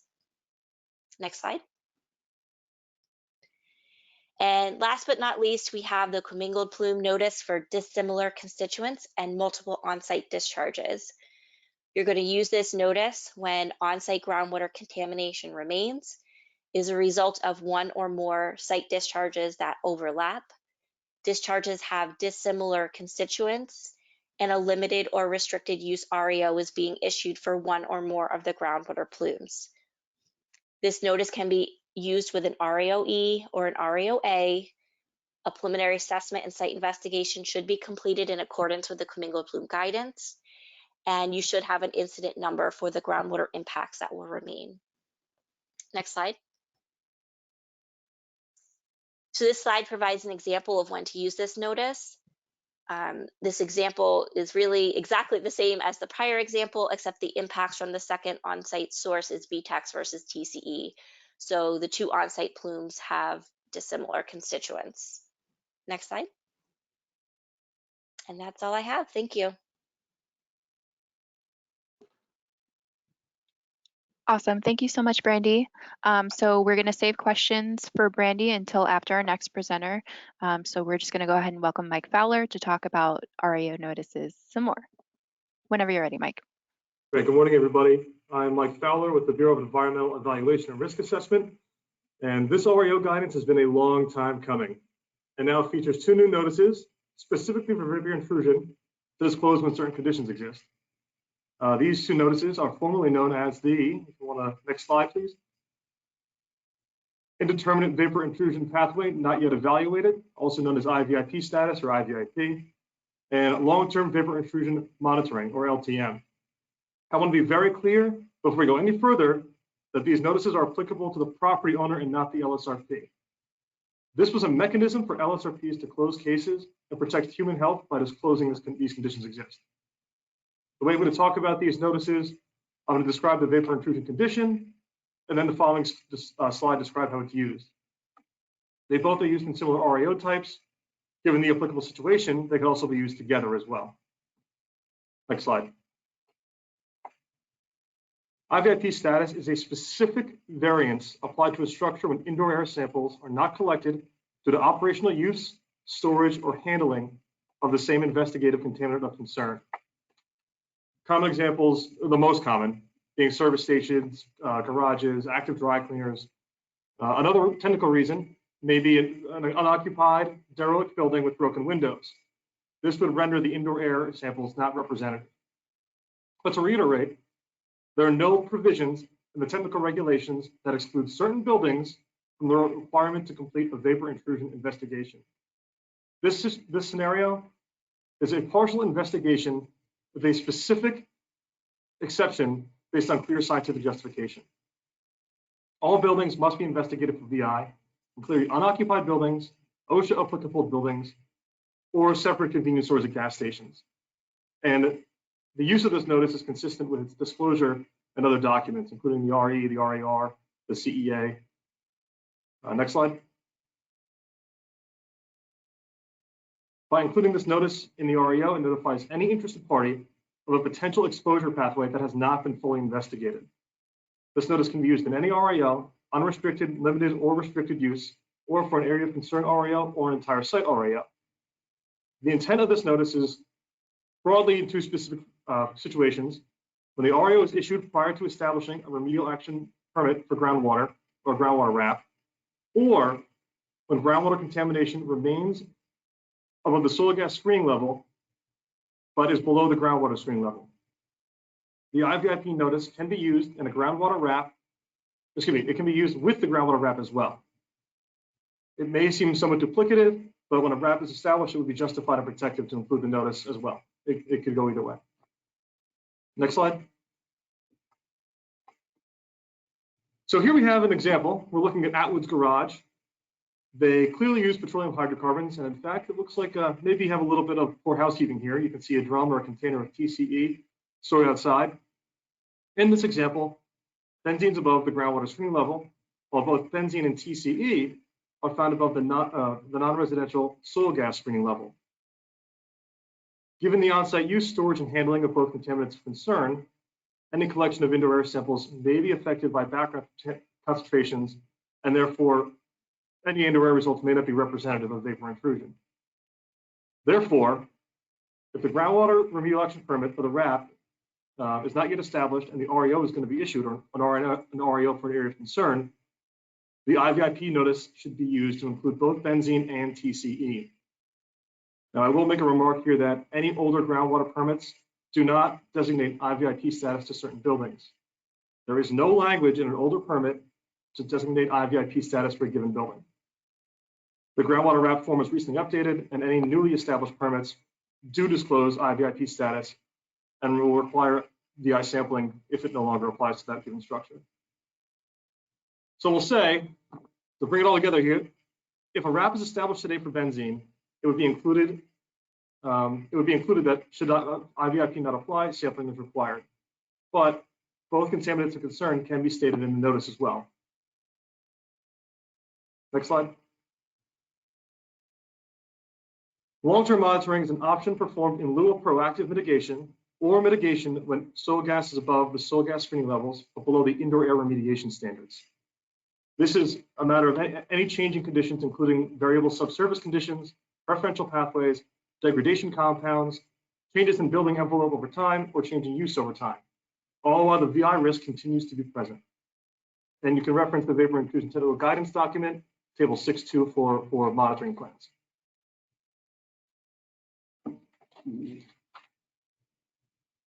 The directions, I want to go back to this because this came up as a GQ, that the directions for this notice state that monitoring in non-residential structures and buildings be protective of future use and in compliance with residential screening levels.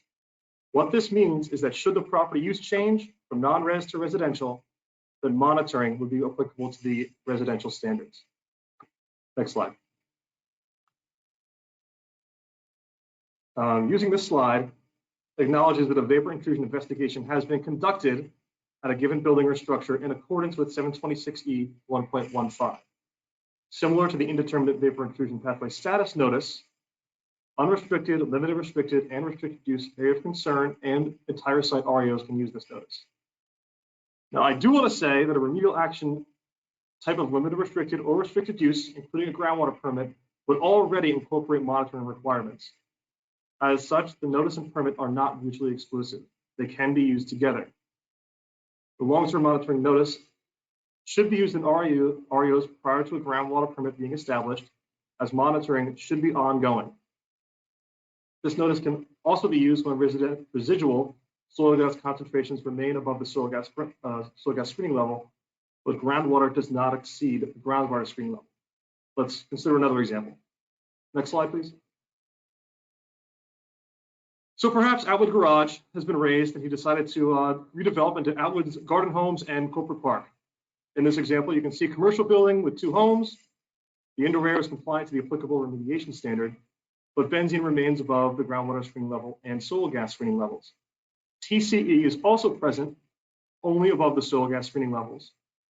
In this situation, the long-term monitoring notice would be applicable to TCE, while the groundwater RAP would include monitoring requirements for benzene. Although, again, benzene could be included in the notice as well. And the reason for this is that the groundwater permit specifically and only addresses groundwater. A groundwater permit does not address VI monitoring or require any additional vapor intrusion sampling unless contamination is present in groundwater. Next slide. And for the May 2021 remediation standards, I want to remind everybody that there is a very helpful FAQ regarding this, and the link is available below. And thank you, and I'm happy to take any questions.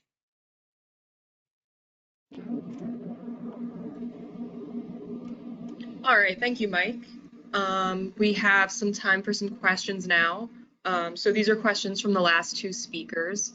So the first question is, for the offsite source notice sediment, does the Njdp need to approve or concur that the sediment contamination is from an offsite source?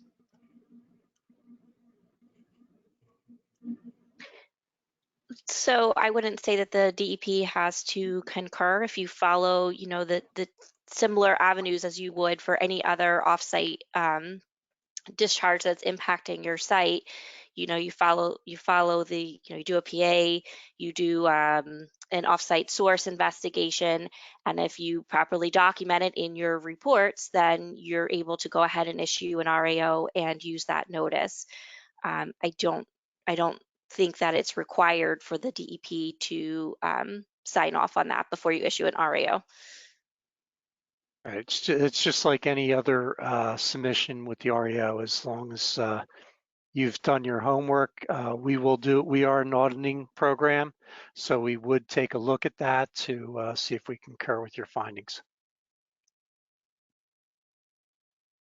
Okay, so the next question we have is, if the on-site contamination from an off-site source is known by the DEP and documented, do you have to obtain an incident number from the hotline?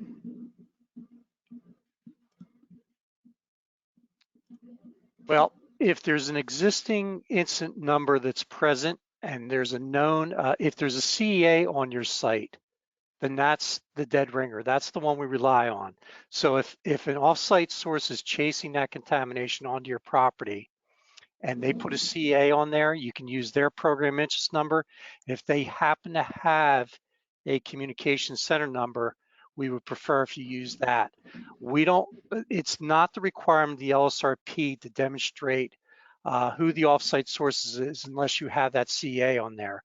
We don't necessarily want an LSRP getting into litigation with another LSRP pointing fingers if there's no known contamination.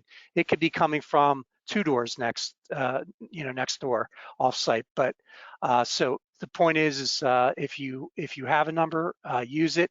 If you don't, then you call it in, or you can use some of the other.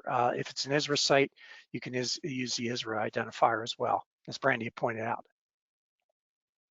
Okay, and I think, Mike, this question's for you, so if you want to come back. Can you use an IVIP for an RAOE? Yeah, Jerry, feel free to jump in as necessary, but we discussed this, yeah. So for IVIP, you have a specific variance applied to the building. You're disclosing that the condition exists. You've completed your investigation to that point. Jerry, did you want to chime in on this? I agree with you. Yeah, we elaborately discussed the applicability of these notices for RAOEs, but it was imperative to disclosing that these conditions exist, regardless of the RAO restriction.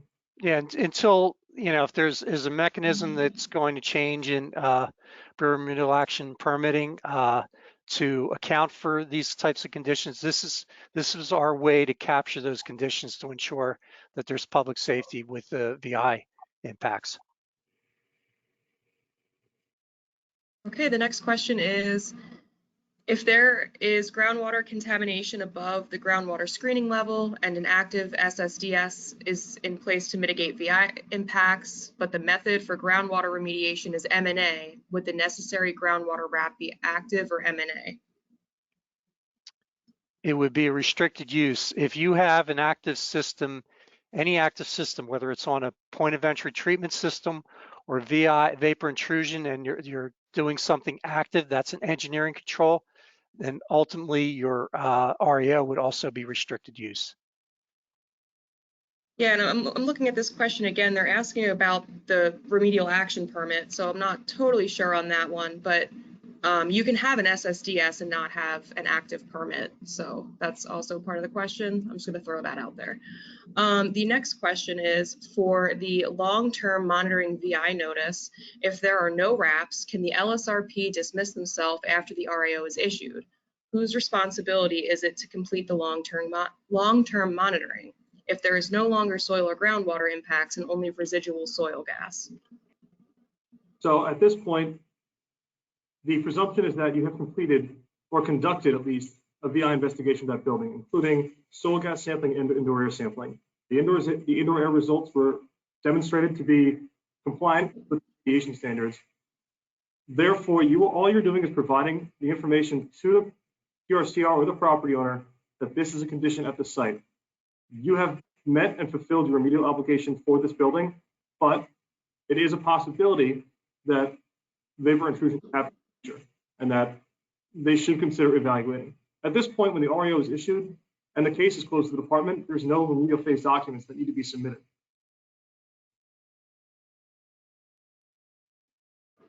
Okay, the next question is, does the sediment notice apply only to land-based AOCs, such as a drainage ditch, or can it be used when sediment in an adjacent regional water body are impacted above LELs, SELs from multiple regional sources, and the contribution to that regional water body from your site has been determined to be below background or the LELs, SELs? So it would apply to sediment regardless if you've demonstrated that it's a regional issue. But again, that sediment has to be on site. That's the important key here. Yes. All right, and for sediments, does the notice apply to commingled contaminated? For sediments, does the notice apply to commingled contamination, i.e. PAHs?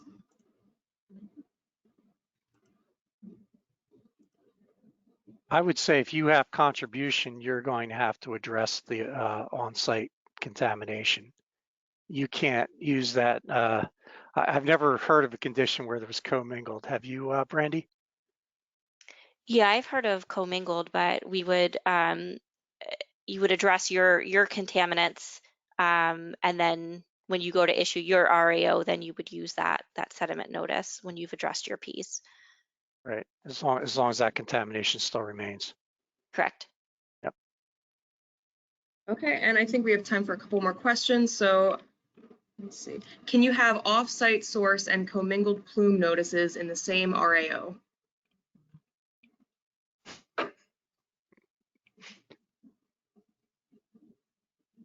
I'm sure there's probably I a guess scenario. there's a scenario out there. Yeah, I mean, you know, you could have multiple on-site sources perhaps and have a commingled plume situation. You could have contamination coming from an off-site source onto there where you could use the groundwater contamination from an off-site source notice. So it's possible.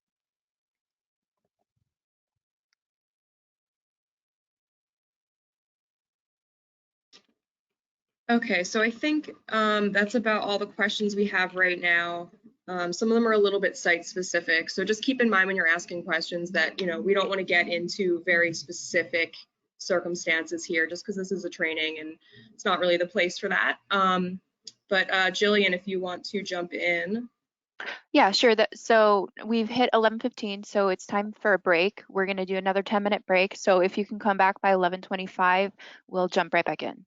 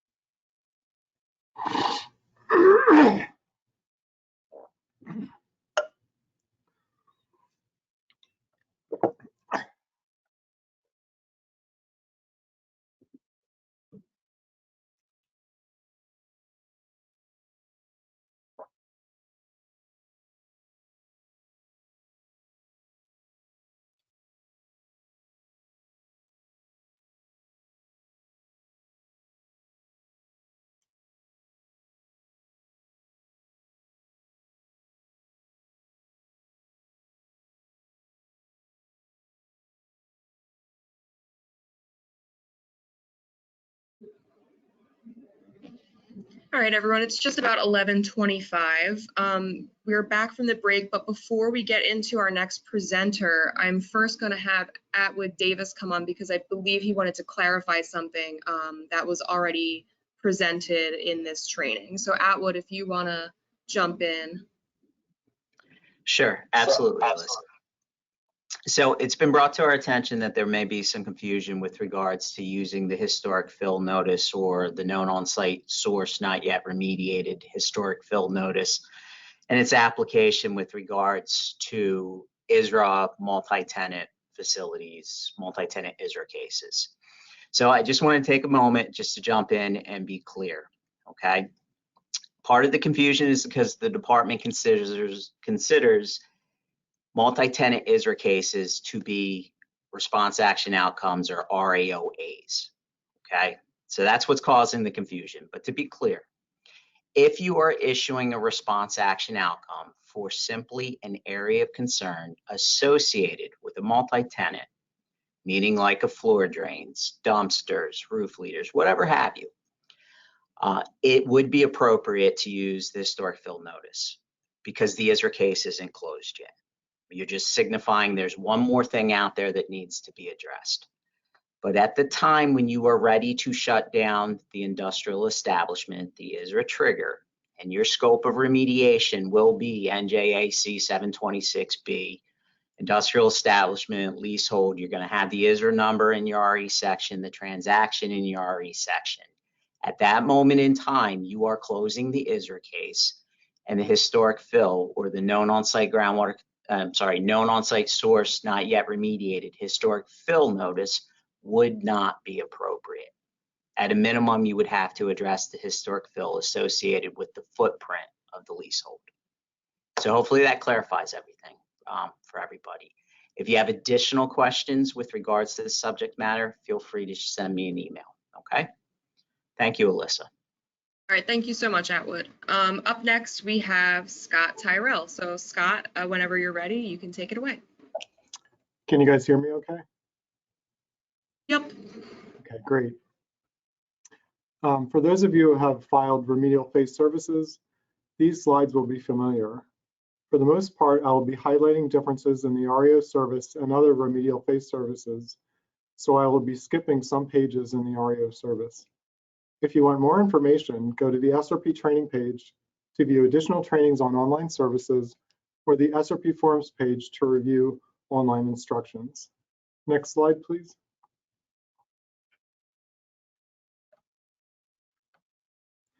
This is the Njdp online workspace. You will access the Reo service by first clicking LSRP related services. Next slide, please.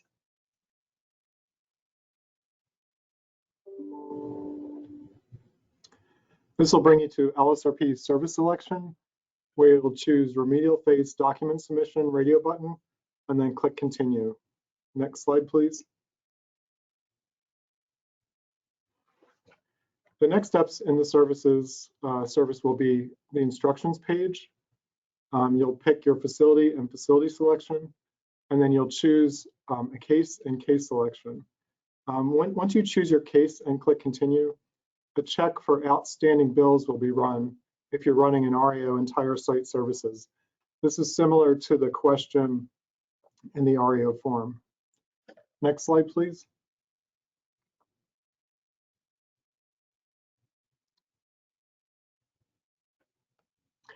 So those of you familiar with services are familiar with the submission type selection. This has the remedial phase services in it. Up top, PA, PASI, SI, and then Aria will be added at the bottom when you scroll down. Next slide, please.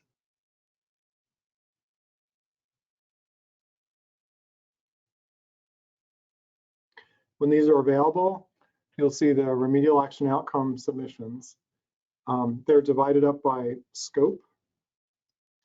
So on top, we have REO areas of concern, is release hold, or childcare. And below that, we have REO entire site or REO ISRA entire site. Next slide, please.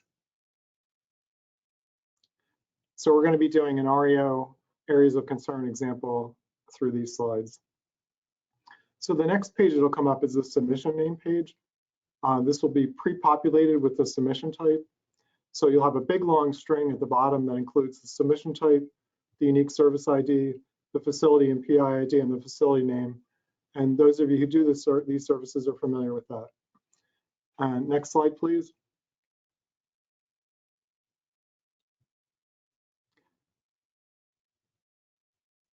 So what we'd like you to do is edit that submission name down to the scope of your REO.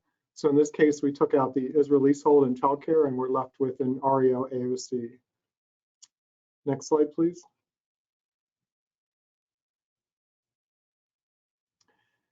As we go into the site information page, we've added a certification just for the blocks and lots.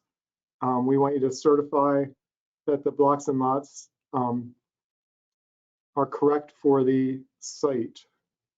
So we'll go, I certify all the blocks and lots that comprise the site are displayed above, and you'll check that off and then complete the rest of the page and click continue.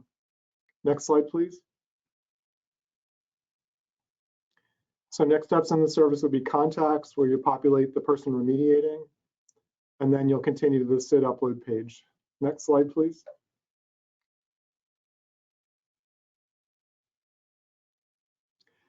So we have a lot of questions that come in about SIDs as people attempt to upload them. So the important note for REO and this whole takeaway for this training in this section is if you're doing an REO A, every AOC that you included in the REO must have the status achieved in the SID set to the same REO scope, REO type. Any AOCs not included in the REO is set to their most recent status achieved, and I'll show you an example on the next slide. For entire site or ISRA entire site submission, every AOC in the SID must be set to the same REO scope, REO type, and status achieved because you're covering everything. Next slide, please.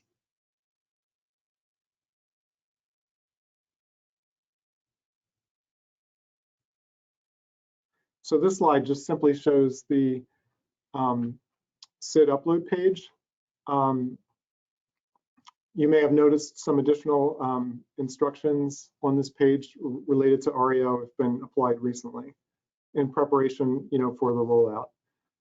So here you'll choose your SID and you'll go ahead and upload it. It's going to check for the scenario we just mentioned, where the entire site services have all the AOCs set to the same status achieved REO type. Next slide, please. Again, this is an AOC example, so that's what we're doing. We have 3 AOCs in our SID.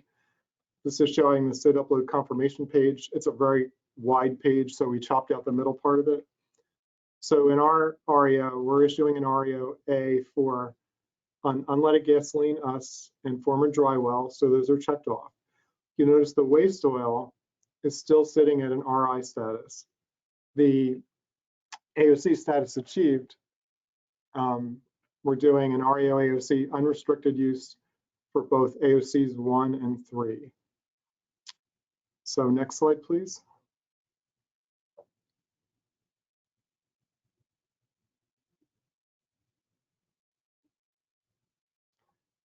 So the submission scope page will appear, actually the next page that might appear is the AOC UST page, where you would link any UST to your REO'd AOCs.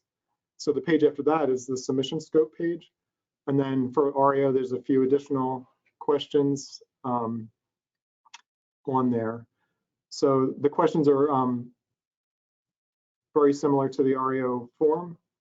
Are there any outstanding contaminated AOCs associated with the case where a final remediation document has not been filed? And then if it's an ISRA facility, we ask if it's a multi-tenant facility. And then there's the number of acres subject to REO from the metrics people. And then, like the form, did the remedial action render the property unusable for future redevelopment to residential, school, childcare, or recreational use? And then there's a question, is there groundwater contamination from historic fill associated with the AOCs of this REO? When that question is answered, next slide, please.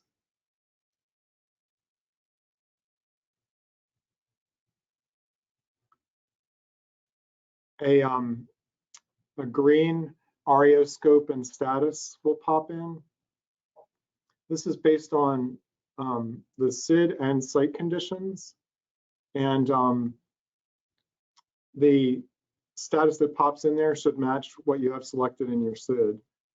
In addition, there'll be a validation that runs and checks site conditions.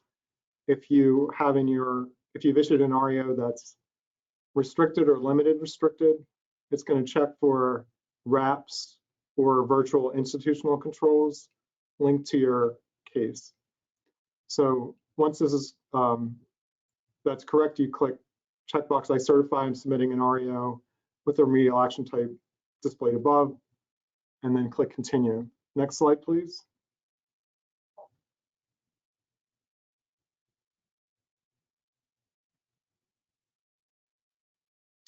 Okay, just like the form, next page is Reo notice selection. The answers are, or the notices are all defaulted to no. You don't have to check no to everything. So all you need to do is find your notice and click and choose yes. And in this case, we're doing our favorite, building interiors, not addressed childcare. And then we also threw in a regional natural background levels of materials and soil non-residential, for an example. Next slide, please. As you scroll down the page, you'll see the additional notice selections. We're not picking any of those.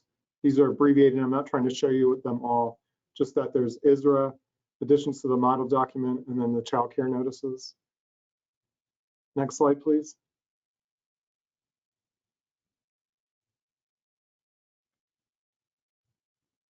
Okay, the next slide is Reo notice specifications. It's just a confirmation of what you picked in the previous page. If you missed one, for example, you can go back and to the previous page using the blue progress bar on the left-hand side of the service, and you can pick the notice you missed or unselect one that you selected by accident, and then you can continue. Next slide, please.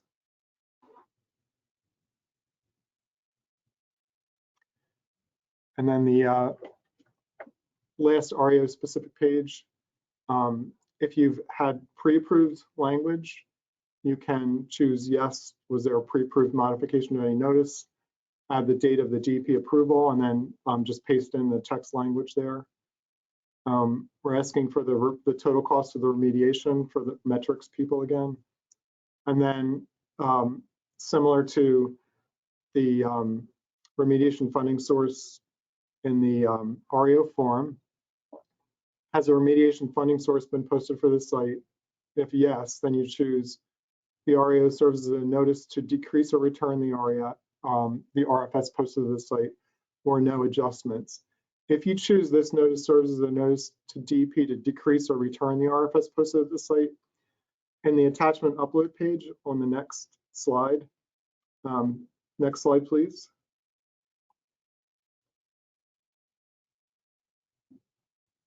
If you want to decrease or return, you would upload the remediation cost review and RFS FA form to this page. On the attachment upload page, you're going to upload the signed REO. That's the REO that you sent to the client with the LSRP signature on it. So it's the signed REO that goes in here. The normal signed affidavit goes in here. Again, you could upload an RFS form here. This page, based on the notices selected, may trigger an upload for an ISRA limited conveyance map or a childcare maps. So you go ahead and upload everything and click continue. Next slide, please.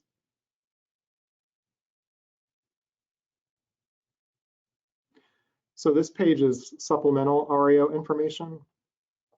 So if there's any information that wasn't included in any previous submissions, you would go ahead and upload them here. If you didn't have anything to add, you could go ahead and click the remove button and remove that attachment upload. And then you can click continue to go to certification. Next slide, please.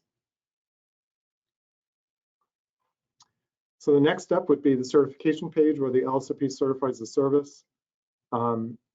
The service will run a check for outstanding bills at that time also. If everything's okay, the certification will go through, the service summary appears, and then a confirmation email will go out. Next slide, please. Okay, so the next steps will be when we're ready to turn the services on, there'll be a listserv announcing the service is ready for optional use. And after a time, there'll be a notice published in the New Jersey Register with a date the service will become mandatory. Next slide, please. And there's my contact information if you have any questions. Awesome. Thank you, Scott. If you have questions for Scott, we're going to hold them until our next presenter is finished. So we're going to go ahead and welcome John Bailog to talk about common issues, REO modifications, etc. John, whenever you're ready. Sure. Thanks, Julian. Hi, I'm John Bailog. I'm currently with BIR, the Bureau of Inspection and Review. I currently serve as an REO inspector. I've been with BIR since about 2014, so it's been about 7 years now. I look at REO letters. We inspect phase documents submitted with REO letters. BIR gets a lot. There aren't that many of us. Unfortunately, LSRPs only really hear from BIR when there's some kind of issue, so I apologize we aren't talking on lighter terms. BIR isn't trying to be difficult when we contact you. Our goal is to work with the LSRP to get the case moving towards closeout. In my portion of the presentation, we're going to be going over some common administrative and technical issues with REO letters and how those issues get worked out. Next slide, please. Administrative issue with BCANE. BCANE is the first part of DEP that receives documents submitted by LSRPs. Currently, we're using the email to get REO documents, the SRP_submissions email you see on the screen there in blue. They're the first to receive REO submissions. The biggest things that come across, we pulled them, we put it together and made a slide of it. First on the list is missing components of the submittal. This could be things like forms and SIDs. The cover certification is a big part of it. Online submissions such as phase documents as well as the Aria require this form. It does occasionally get overlooked. LSRP should be aware and take note of all the forms submitted with each thing they submit and make sure they submit all the required forms. Part of the forms is the fees. Cases generate fees. If the fees aren't paid, BIR conducts a protectiveness review to see if the case can be left open. If the situation isn't dire, there's no threat to human health, safety, or the environment, we leave the case open. Annual billing will be kept on until those fees are paid. The REO package should be submitted separately from the supporting documents. It doesn't happen too often anymore, but it does still happen here and there. When an LSRP submits a phase document such as a remedial investigation report or remedial action report, the REO letter itself will be snuck in as an attachment in the report. That's not how it should be done. Email REO submissions, again, to the email on the screen up there. Once BCANE receives it, they'll add it to our database, and then BIR will proceed with its inspection and review of the REO document. The REO should be submitted to the DEP when issued to the responsible party. Aocs says it should be within 30 days. Sometimes we receive an REO with a date from months ago. Just make sure when you submit REO letters to all the parties on the CC list that a copy does get sent to the DEP through the email on the screen. And each PI and LSR activity requires separate REO submissions. An LSRP can't issue a single REO with multiple PI numbers or multiple LSR activities. So if there's a case with multiple PI numbers going, or if there's separate PIs with multiple LSR activities, make sure each case is getting its own REO letter. Next slide, please. All right, some common administrative issues we see in BIR. A lot of it stems from the RE section that Candace was talking about earlier. That's the biggest source of all of our typos and language issues.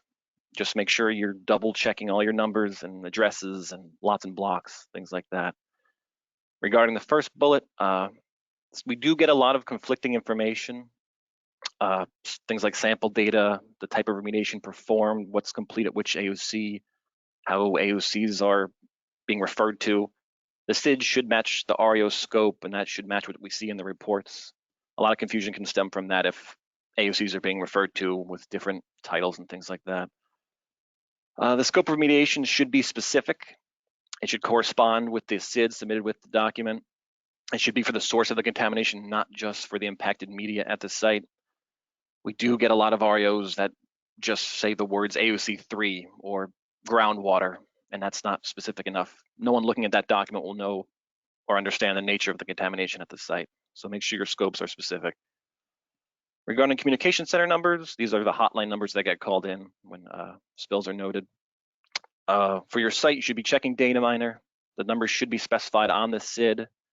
Anything being closed out with the REO should be referenced in the RE section. Any instance being left open at the site should be called out using the notices. As far as the UC registration goes, tank sizes, contents, status, all that should be specified in the scope of remediation and on the SID.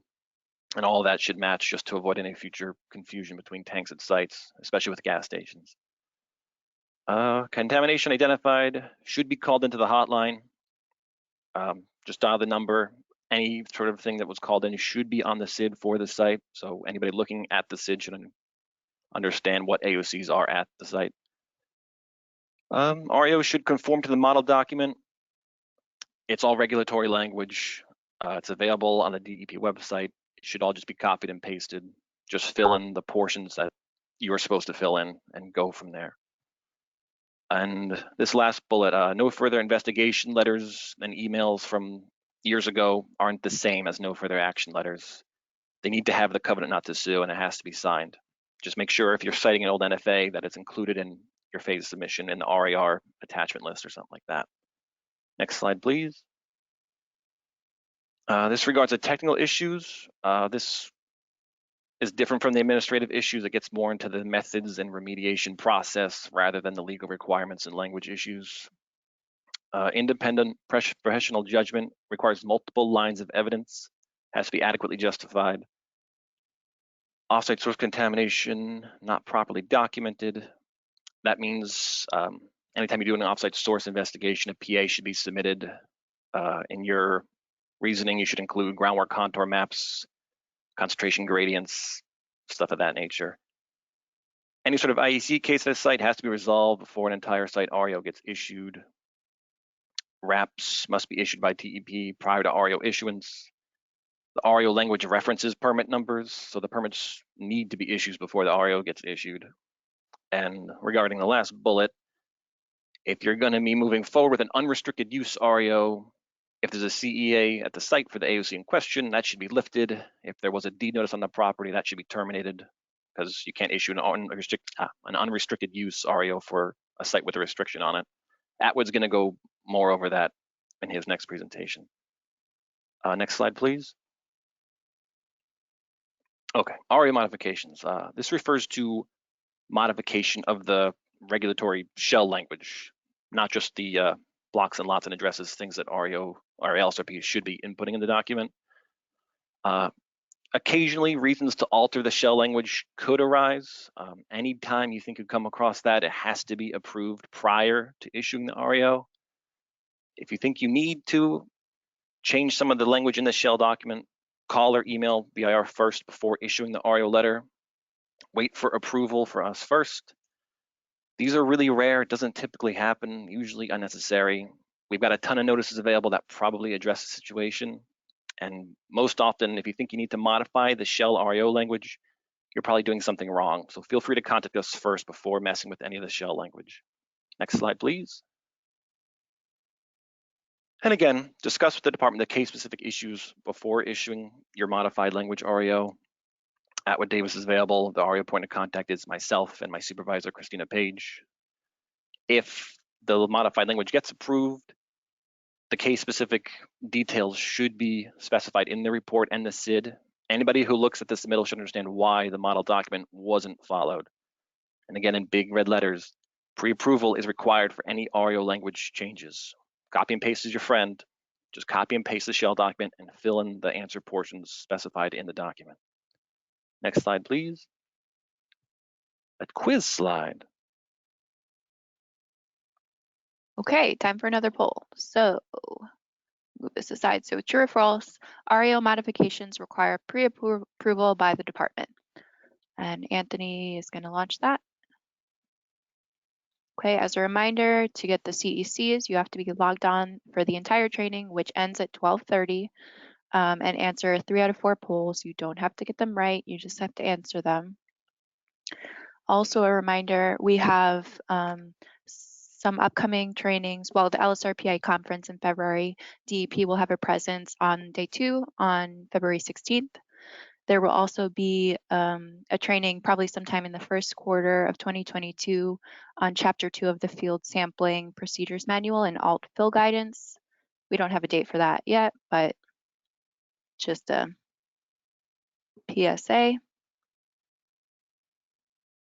Probably a couple more seconds on this poll question. Make sure you get your answers in, and also please see the chat where Alyssa has posted the survey. Please fill out that survey so we can keep putting out high quality training events for you.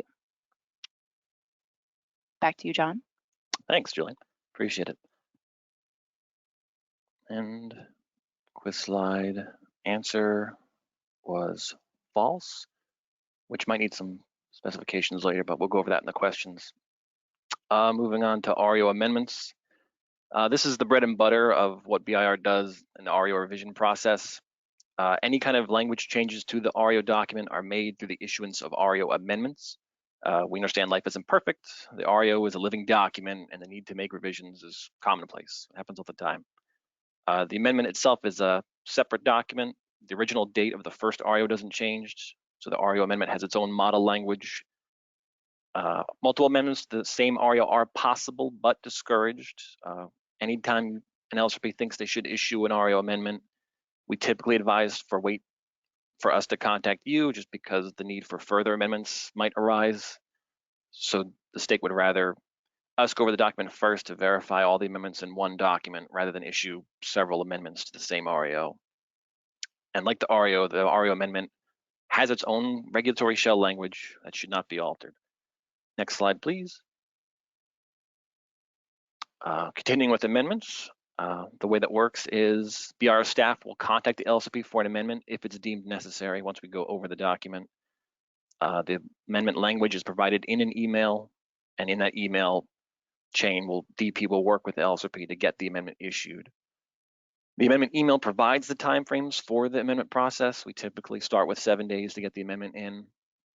That could possibly be extended if need be. Regarding amendments, LSRPs are responsible for the REOs they issue for the lifetime of the document. Occasionally, we will contact LSRPs a year, 2 years, up to 3 years after issuing the REO, and they could have switched companies or moved on to some other company or something like that. LSRPs are responsible for the REOs they issue. So if an amendment is deemed necessary for an REO submitted by an LSRP, only that same LSRP can amend that REO. So no new LSRP at that former company can amend that REO for that LSRP. So just be aware, any REO submitted by an LSRP, they're responsible for the lifetime of the document. It's their license on the line. They're saying it's protective. They have to deal with the amendment if need be. Next slide, please. REO withdrawals. This is used for situations where an amendment can't be issued in a timely manner or technical issues remain. By timely manner, we typically do a flexible 30 days. If more remedial work or sampling is required, usually we ask that the REO be withdrawn just because we'd rather an REO not be in circulation for a site that remediation isn't complete at yet. What the withdrawal is, it's a letter or an email to the responsible party. The DEP is copied on it. It just specifies what submission is being withdrawn and why. We do now have some new withdrawal shell language. It's included in attachment 3 of the handout. Next slide, please. REO invalidations. Invalidations are done by the DEP in situations where the REO can't be withdrawn.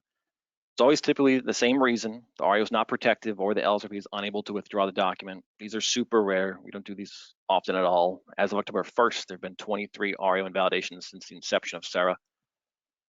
And reasons for them being unable to withdraw are things like the LSRP retiring, their license gets revoked, they pass away, things like that. Again, so it's super rare. Next slide, please. This is a brief overview of the REO compliance process that I just went over. Step 1 is REO is received by the department. It's emailed in, BCANE looks at it.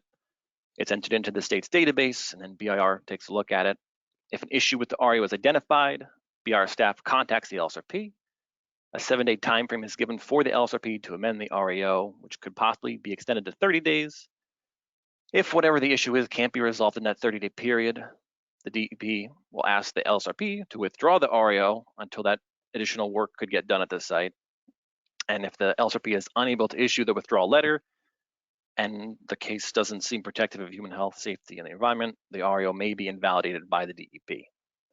Next slide, please. These are your resources. The guidance document is available at that link. After November 30th, since Dear Jerry is leaving us soon, your REO points of contact will be Christina Page, my supervisor, and myself, John Baylock. Next slide, please. Any questions? All right, thank you, John. We are going to now go over some questions that were for Scott's presentation as well as John's. So Scott, if you want to come back for some of these questions, feel free to pop back on. So the first question is, what else will be needed to submit an REO online? Authorization to submit, a cover or certification form, an REO form. The authorization form that's used in the online services will be required. That replaces the cover certification form that is used for the emailed submissions. Childcare will require the childcare form to be uploaded. So that's all I can pick up specifically right now. There'll be a SID required unless there are no AOCs. And if there are no AOCs on the Sid Upload page, there's a little checkbox for entire site services where you can say there are no AOCs. Okay, the next question is, how will you address AOCs in the online portal that the REO is being issued for soils only? So for soils only, that's an AOC submission, and you will check off the AOCs that are in the REO, and you'll check those off, and the checkbox is called included in submission, and then the AOCs that are not included in the REO will not be checked off. So that's how that's handled in any AOC service. Okay, the next question is, for the supplemental file upload, does that replace all of the material which would normally go onto an REO CD submittal?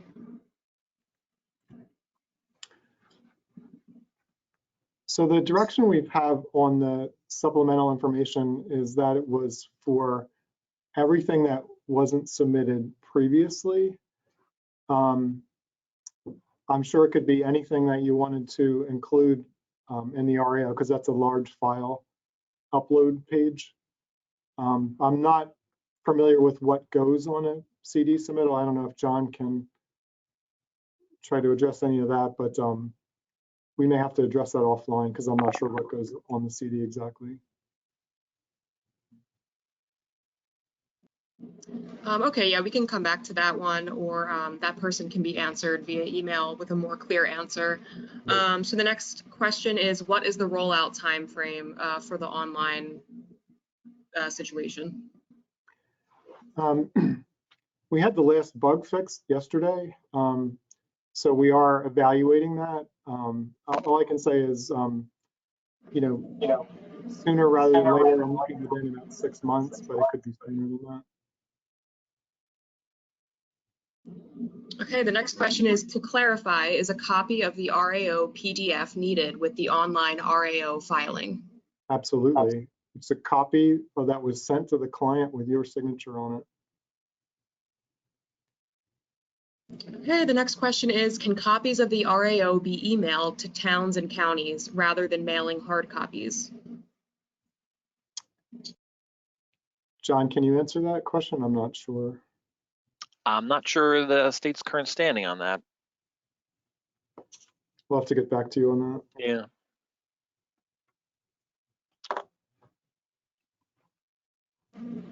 I believe, John, I believe you answered this, but it says, does an LSRP have to be the one amending the RAO if that LSRP has retired? Yes, no one else can issue an amendment for an RAO issued by another LSRP.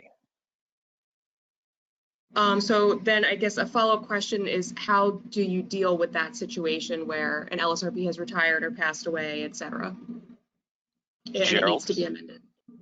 Yeah. Well, one of the things that we're encouraging, if you're planning on retiring or letting your license lapse, we strongly encourage you to reach out to us ahead of time. Give us as much time as you possibly can to fix any issues, to amend any issues. It just goes smoother for your client, for us, and everyone else. You get a lot of more time. We get a lot of more time. So we ask that you cooperate with us on that. Thank you.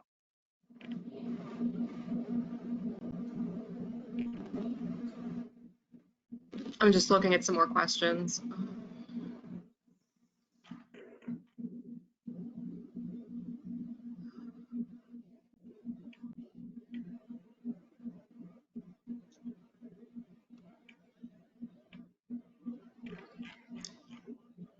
Before issuing an RAO, is financial funding required for an ISRA site that has no remediation required? Jerry? That's anybody else want to answer that question? It's all you. Yeah, I can answer it. Yeah, I can answer it. Again, for industrial establishment transactions, ISR cases, they have an obligation to post a remediation funding source at the time of the submission of a remediation certification. So it allows the transaction to occur real time. If in the event you're triggering the transaction and issuing an unrestricted use response action outcome at the same time, there's no reason to have to post a remediation funding source. If you are talking about financial assurance that's associated with operation, maintenance, and inspection of a remedial action permit, engineering control, yes, FA has to be established and in place at the time that you get your permit, which is prior to issuance of the response action outcome. Okay, and we have time for one more question. Do you need to submit supporting technical information that you relied on to issue the RAO? Sometimes this can be 20 years of technical information. That should have been some. Oh. Go ahead, Jerry. Go ahead. Okay. Basically, the department's position on this has been, and we've sent out a listserv not that long ago, to stipulate any documentation that has come through the e-service, through the e-portal, does not need to be regurgitated electronically to the department. Any previously submitted PAs, SIs, RIs, we have that, we have it electronically, so there's no need to provide it again. In the event that you are relying on something that was not submitted through the e-portal, then that is the information that you would have to provide to us supplementarily with the issuance of the response action outcome. Okay, I think that is all the questions that we have right now. So up next, Atwood, if you just want to stick around because it's your turn. So thank you, everyone. And Atwood, whenever you're ready, you can take it away. Sure, thank you, Alyssa. As Alyssa said, my name is Atwood Davis. In addition to apparently being a shoddy gas station owner and a subpar landlord, I am, thanks Mike Fowler, I am also the chief for the Bureau of Inspection and Review. Now look, I know we're a little bit late in the training today. Hopefully everybody's hanging in there. Just know that I advocated for going big on the production today. I attempted even to bring in additional lighting. I held auditions for a bunch of extras. Huge apologies to the Screen Actors Guild. I didn't know their union rules, and that was a huge mess. But with that being said, I'm here to talk to you about the Reo shell scenarios. As Jerry had mentioned earlier at the beginning of the presentation, this is the first time that we've ever incorporated this in the response action outcome guidance document. We have real life scenarios for you that should prove to be beneficial for you as LSRPs. And to be honest, we as the department, we're excited to be able to provide this for you. So next slide, please. The shell scenarios and instructions are located in an attachment for the Reo guidance document. The development of the scenarios were based on common LSRP inquiries over time. Yes, we have been listening to you. We were paying attention. We probably should have told you that your phone calls are being recorded for training purposes. That's our bad. But in addition to that, we were having reoccurring issues that sometimes required amendments. So as a result, we pulled this together. We have 7 scenarios in total. Instructions are provided as how to in some scenarios, and in other scenarios, we're simply just giving you guidance on how to approach it. Next slide, please. So the first scenario is actually named issuing a non-ISRA entire site, ISRA leasehold, or child care facility REO when a restricted or limited restricted final remediation document exists. Now, what does that mean? I think it means you get a free t-shirt somehow. But what we're really talking about is there's a pre-existing restriction at the site and you have a need or requirement to issue an REO for the entire site. Whether that be just generic entire site, ISRA entire site, ISRA leasehold, or a child care facility. That restriction is previously issued. The remediation that you conducted did not change anything about the original restrictions, and you had no permit modifications or permit requirements for your subsequent case. As a result, since we're talking about the entire site, that new REO must maintain the same level of restriction. Now, in this scenario, this is one of the ones that we're giving you a lot of instructions on, how to refer to the remediation type, what to do with the 4th paragraph on page 2 of the shell, what to remove from page 2 of the shell, in addition to incorporating the pre-existing classification and exception area or deed notice from a prior remediation notice into the document. In effect, what you are doing is issuing a restricted or limited restricted REO for your case that is referencing the other cases, permits, and restrictions. Okay. Perfect example is ISRA. You have an industrial establishment, they issue a response action outcome that's restricted for the entire site. You are the LSRP for the secondary ISRA trigger case that triggered after the fact.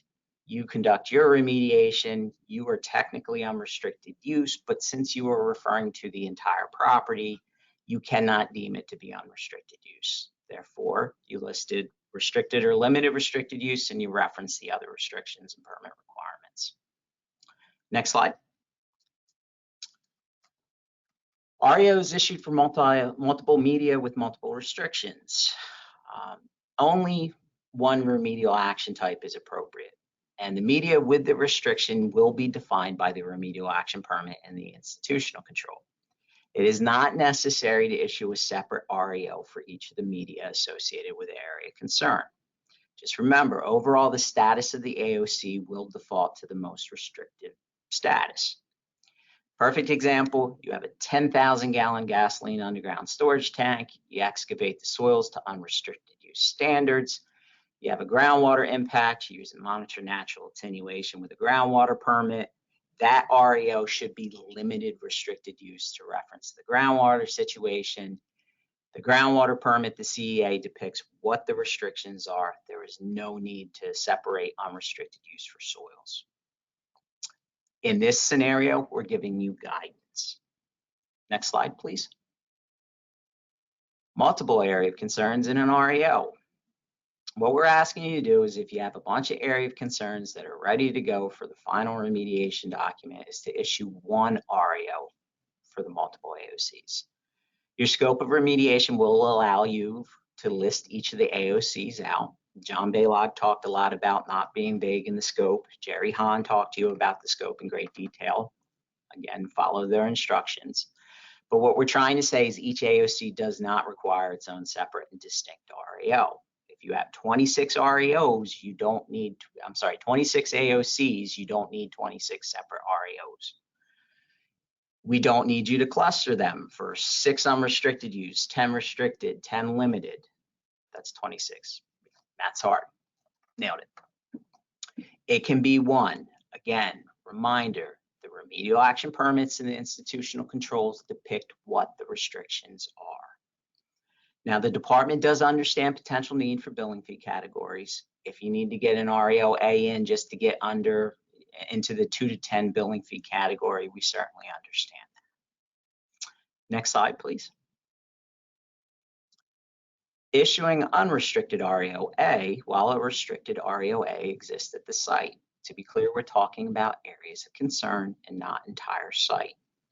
An unrestricted REO A can be issued for an area of concern, provided that there was no discharge that occurred, or the discharge was remediated and did not contribute to the contamination associated with the existing restriction.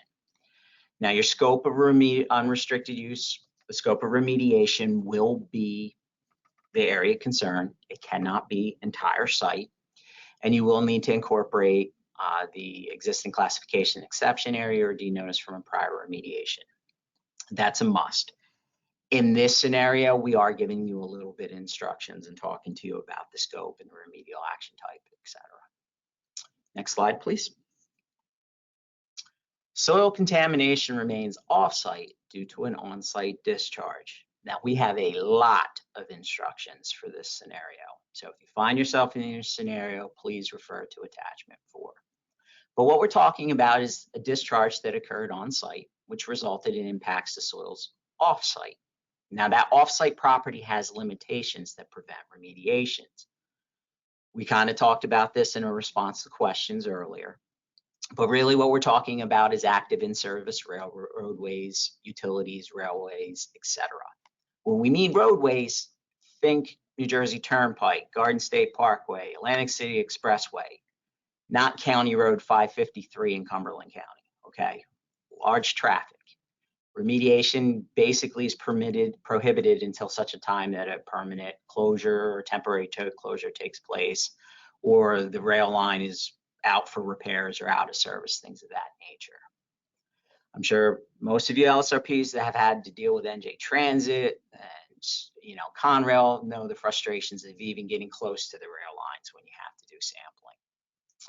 But to use this scenario, delineation must be completed for the contamination associated with the on-site discharge. Next slide, please. An institutional control will be needed for the off-site portion. This could be a deed notice or a notice in lieu of deed notice, depending on the circumstances. And a soil remedial action permit will need to be issued, again, to the PRCR, to the person responsible for conducting the remediation, as well as the co-permittee, the owner of the offsite property. Now, in the event that you're issuing a response action outcome for the area of concern, reminder, the discharge is related to the on-site source leaving the site. As such, it would be one AOC specific REO.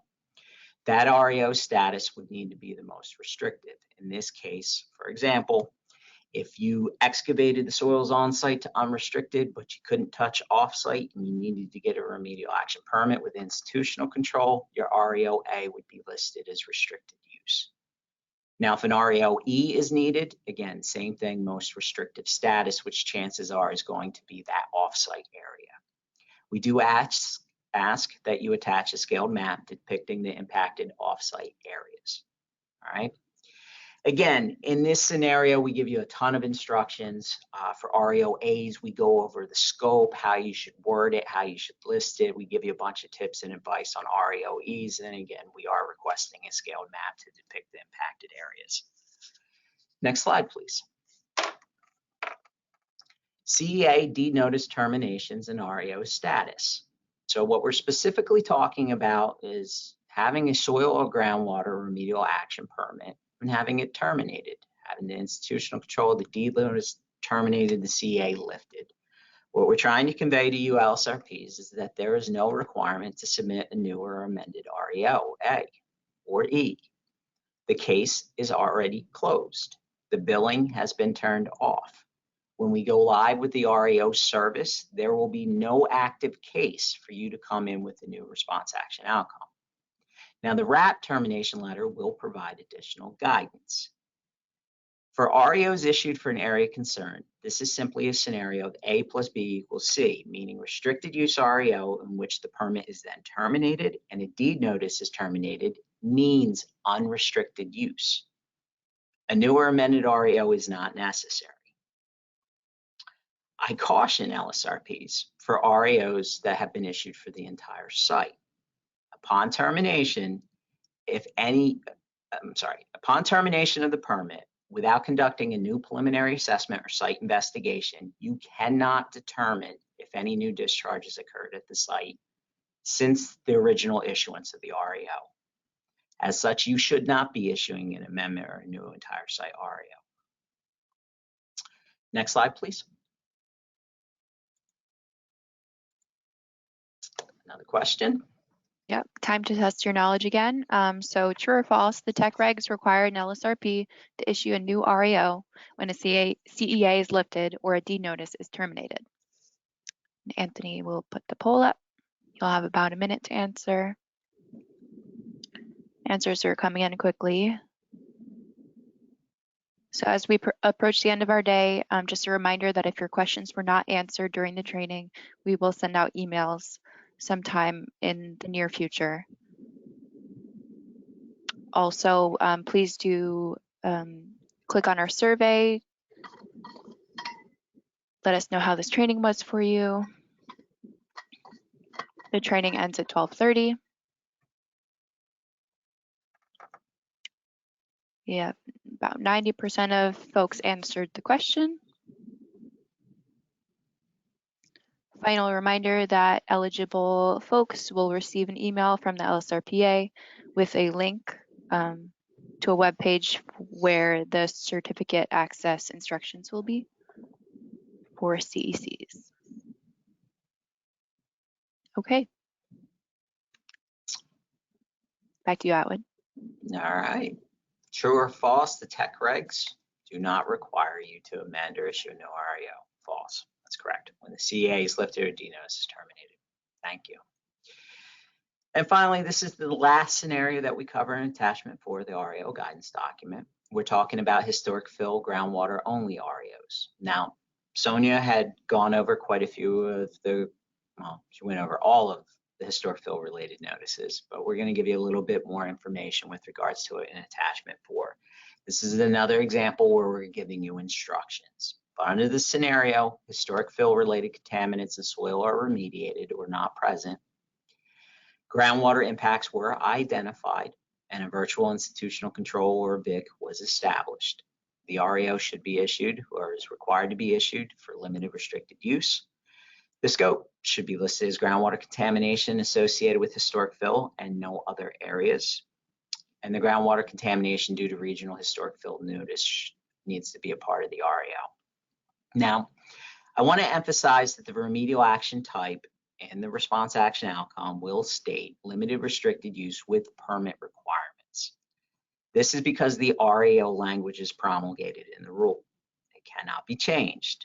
So please do not get caught up in the fact that it states permit requirements, as the rest of the REO document will not reference permits. And you will also have the groundwater contamination due to regional historic fill notice. Okay. Next slide. That's it for me. Any questions? All right, thank you, Atwood. We have a few questions. So the first one is, with that second restricted RAOE for the second ISRA trigger, do you need to do anything with regard to the prior remedial action permit? You do not. All of the obligations for operation, maintenance, and inspection, and all of the permit requirements that are listed in the permit, biannual certifications, etc., they fall all under the responsibility of the party that's listed as the person responsible for conducting a remediation on that permit and the co-permittee that's listed on that permit. Okay, the next question is there or will there ever be a model notice in lieu of deed notice? It's a better question for Gary Sanderson, the Bureau Chief for Bureau of Remedial Action Permit. I would recommend forwarding that question to him. It is something that is being considered in the soil RAP guidance document. So stay tuned for more. Thank you, Lynn. Thank you, Lynn. We just have a couple more questions here. If removal to property boundary was completed, and this is drainage ditch, for example, and remaining contamination is from off-site, PRCR doesn't have to obtain a soil RAP, correct? Wait, one more time? If removal to property boundary was completed, drainage ditch, for example, and remaining contamination is from off-site, the PRCR does not have to obtain a soil RAP, correct? That is correct. That is correct, because you've determined that that remaining contamination isn't associated with you and it's not your responsibility. It's not tied to any of your areas of concerns or a discharge associated with the current PRCR.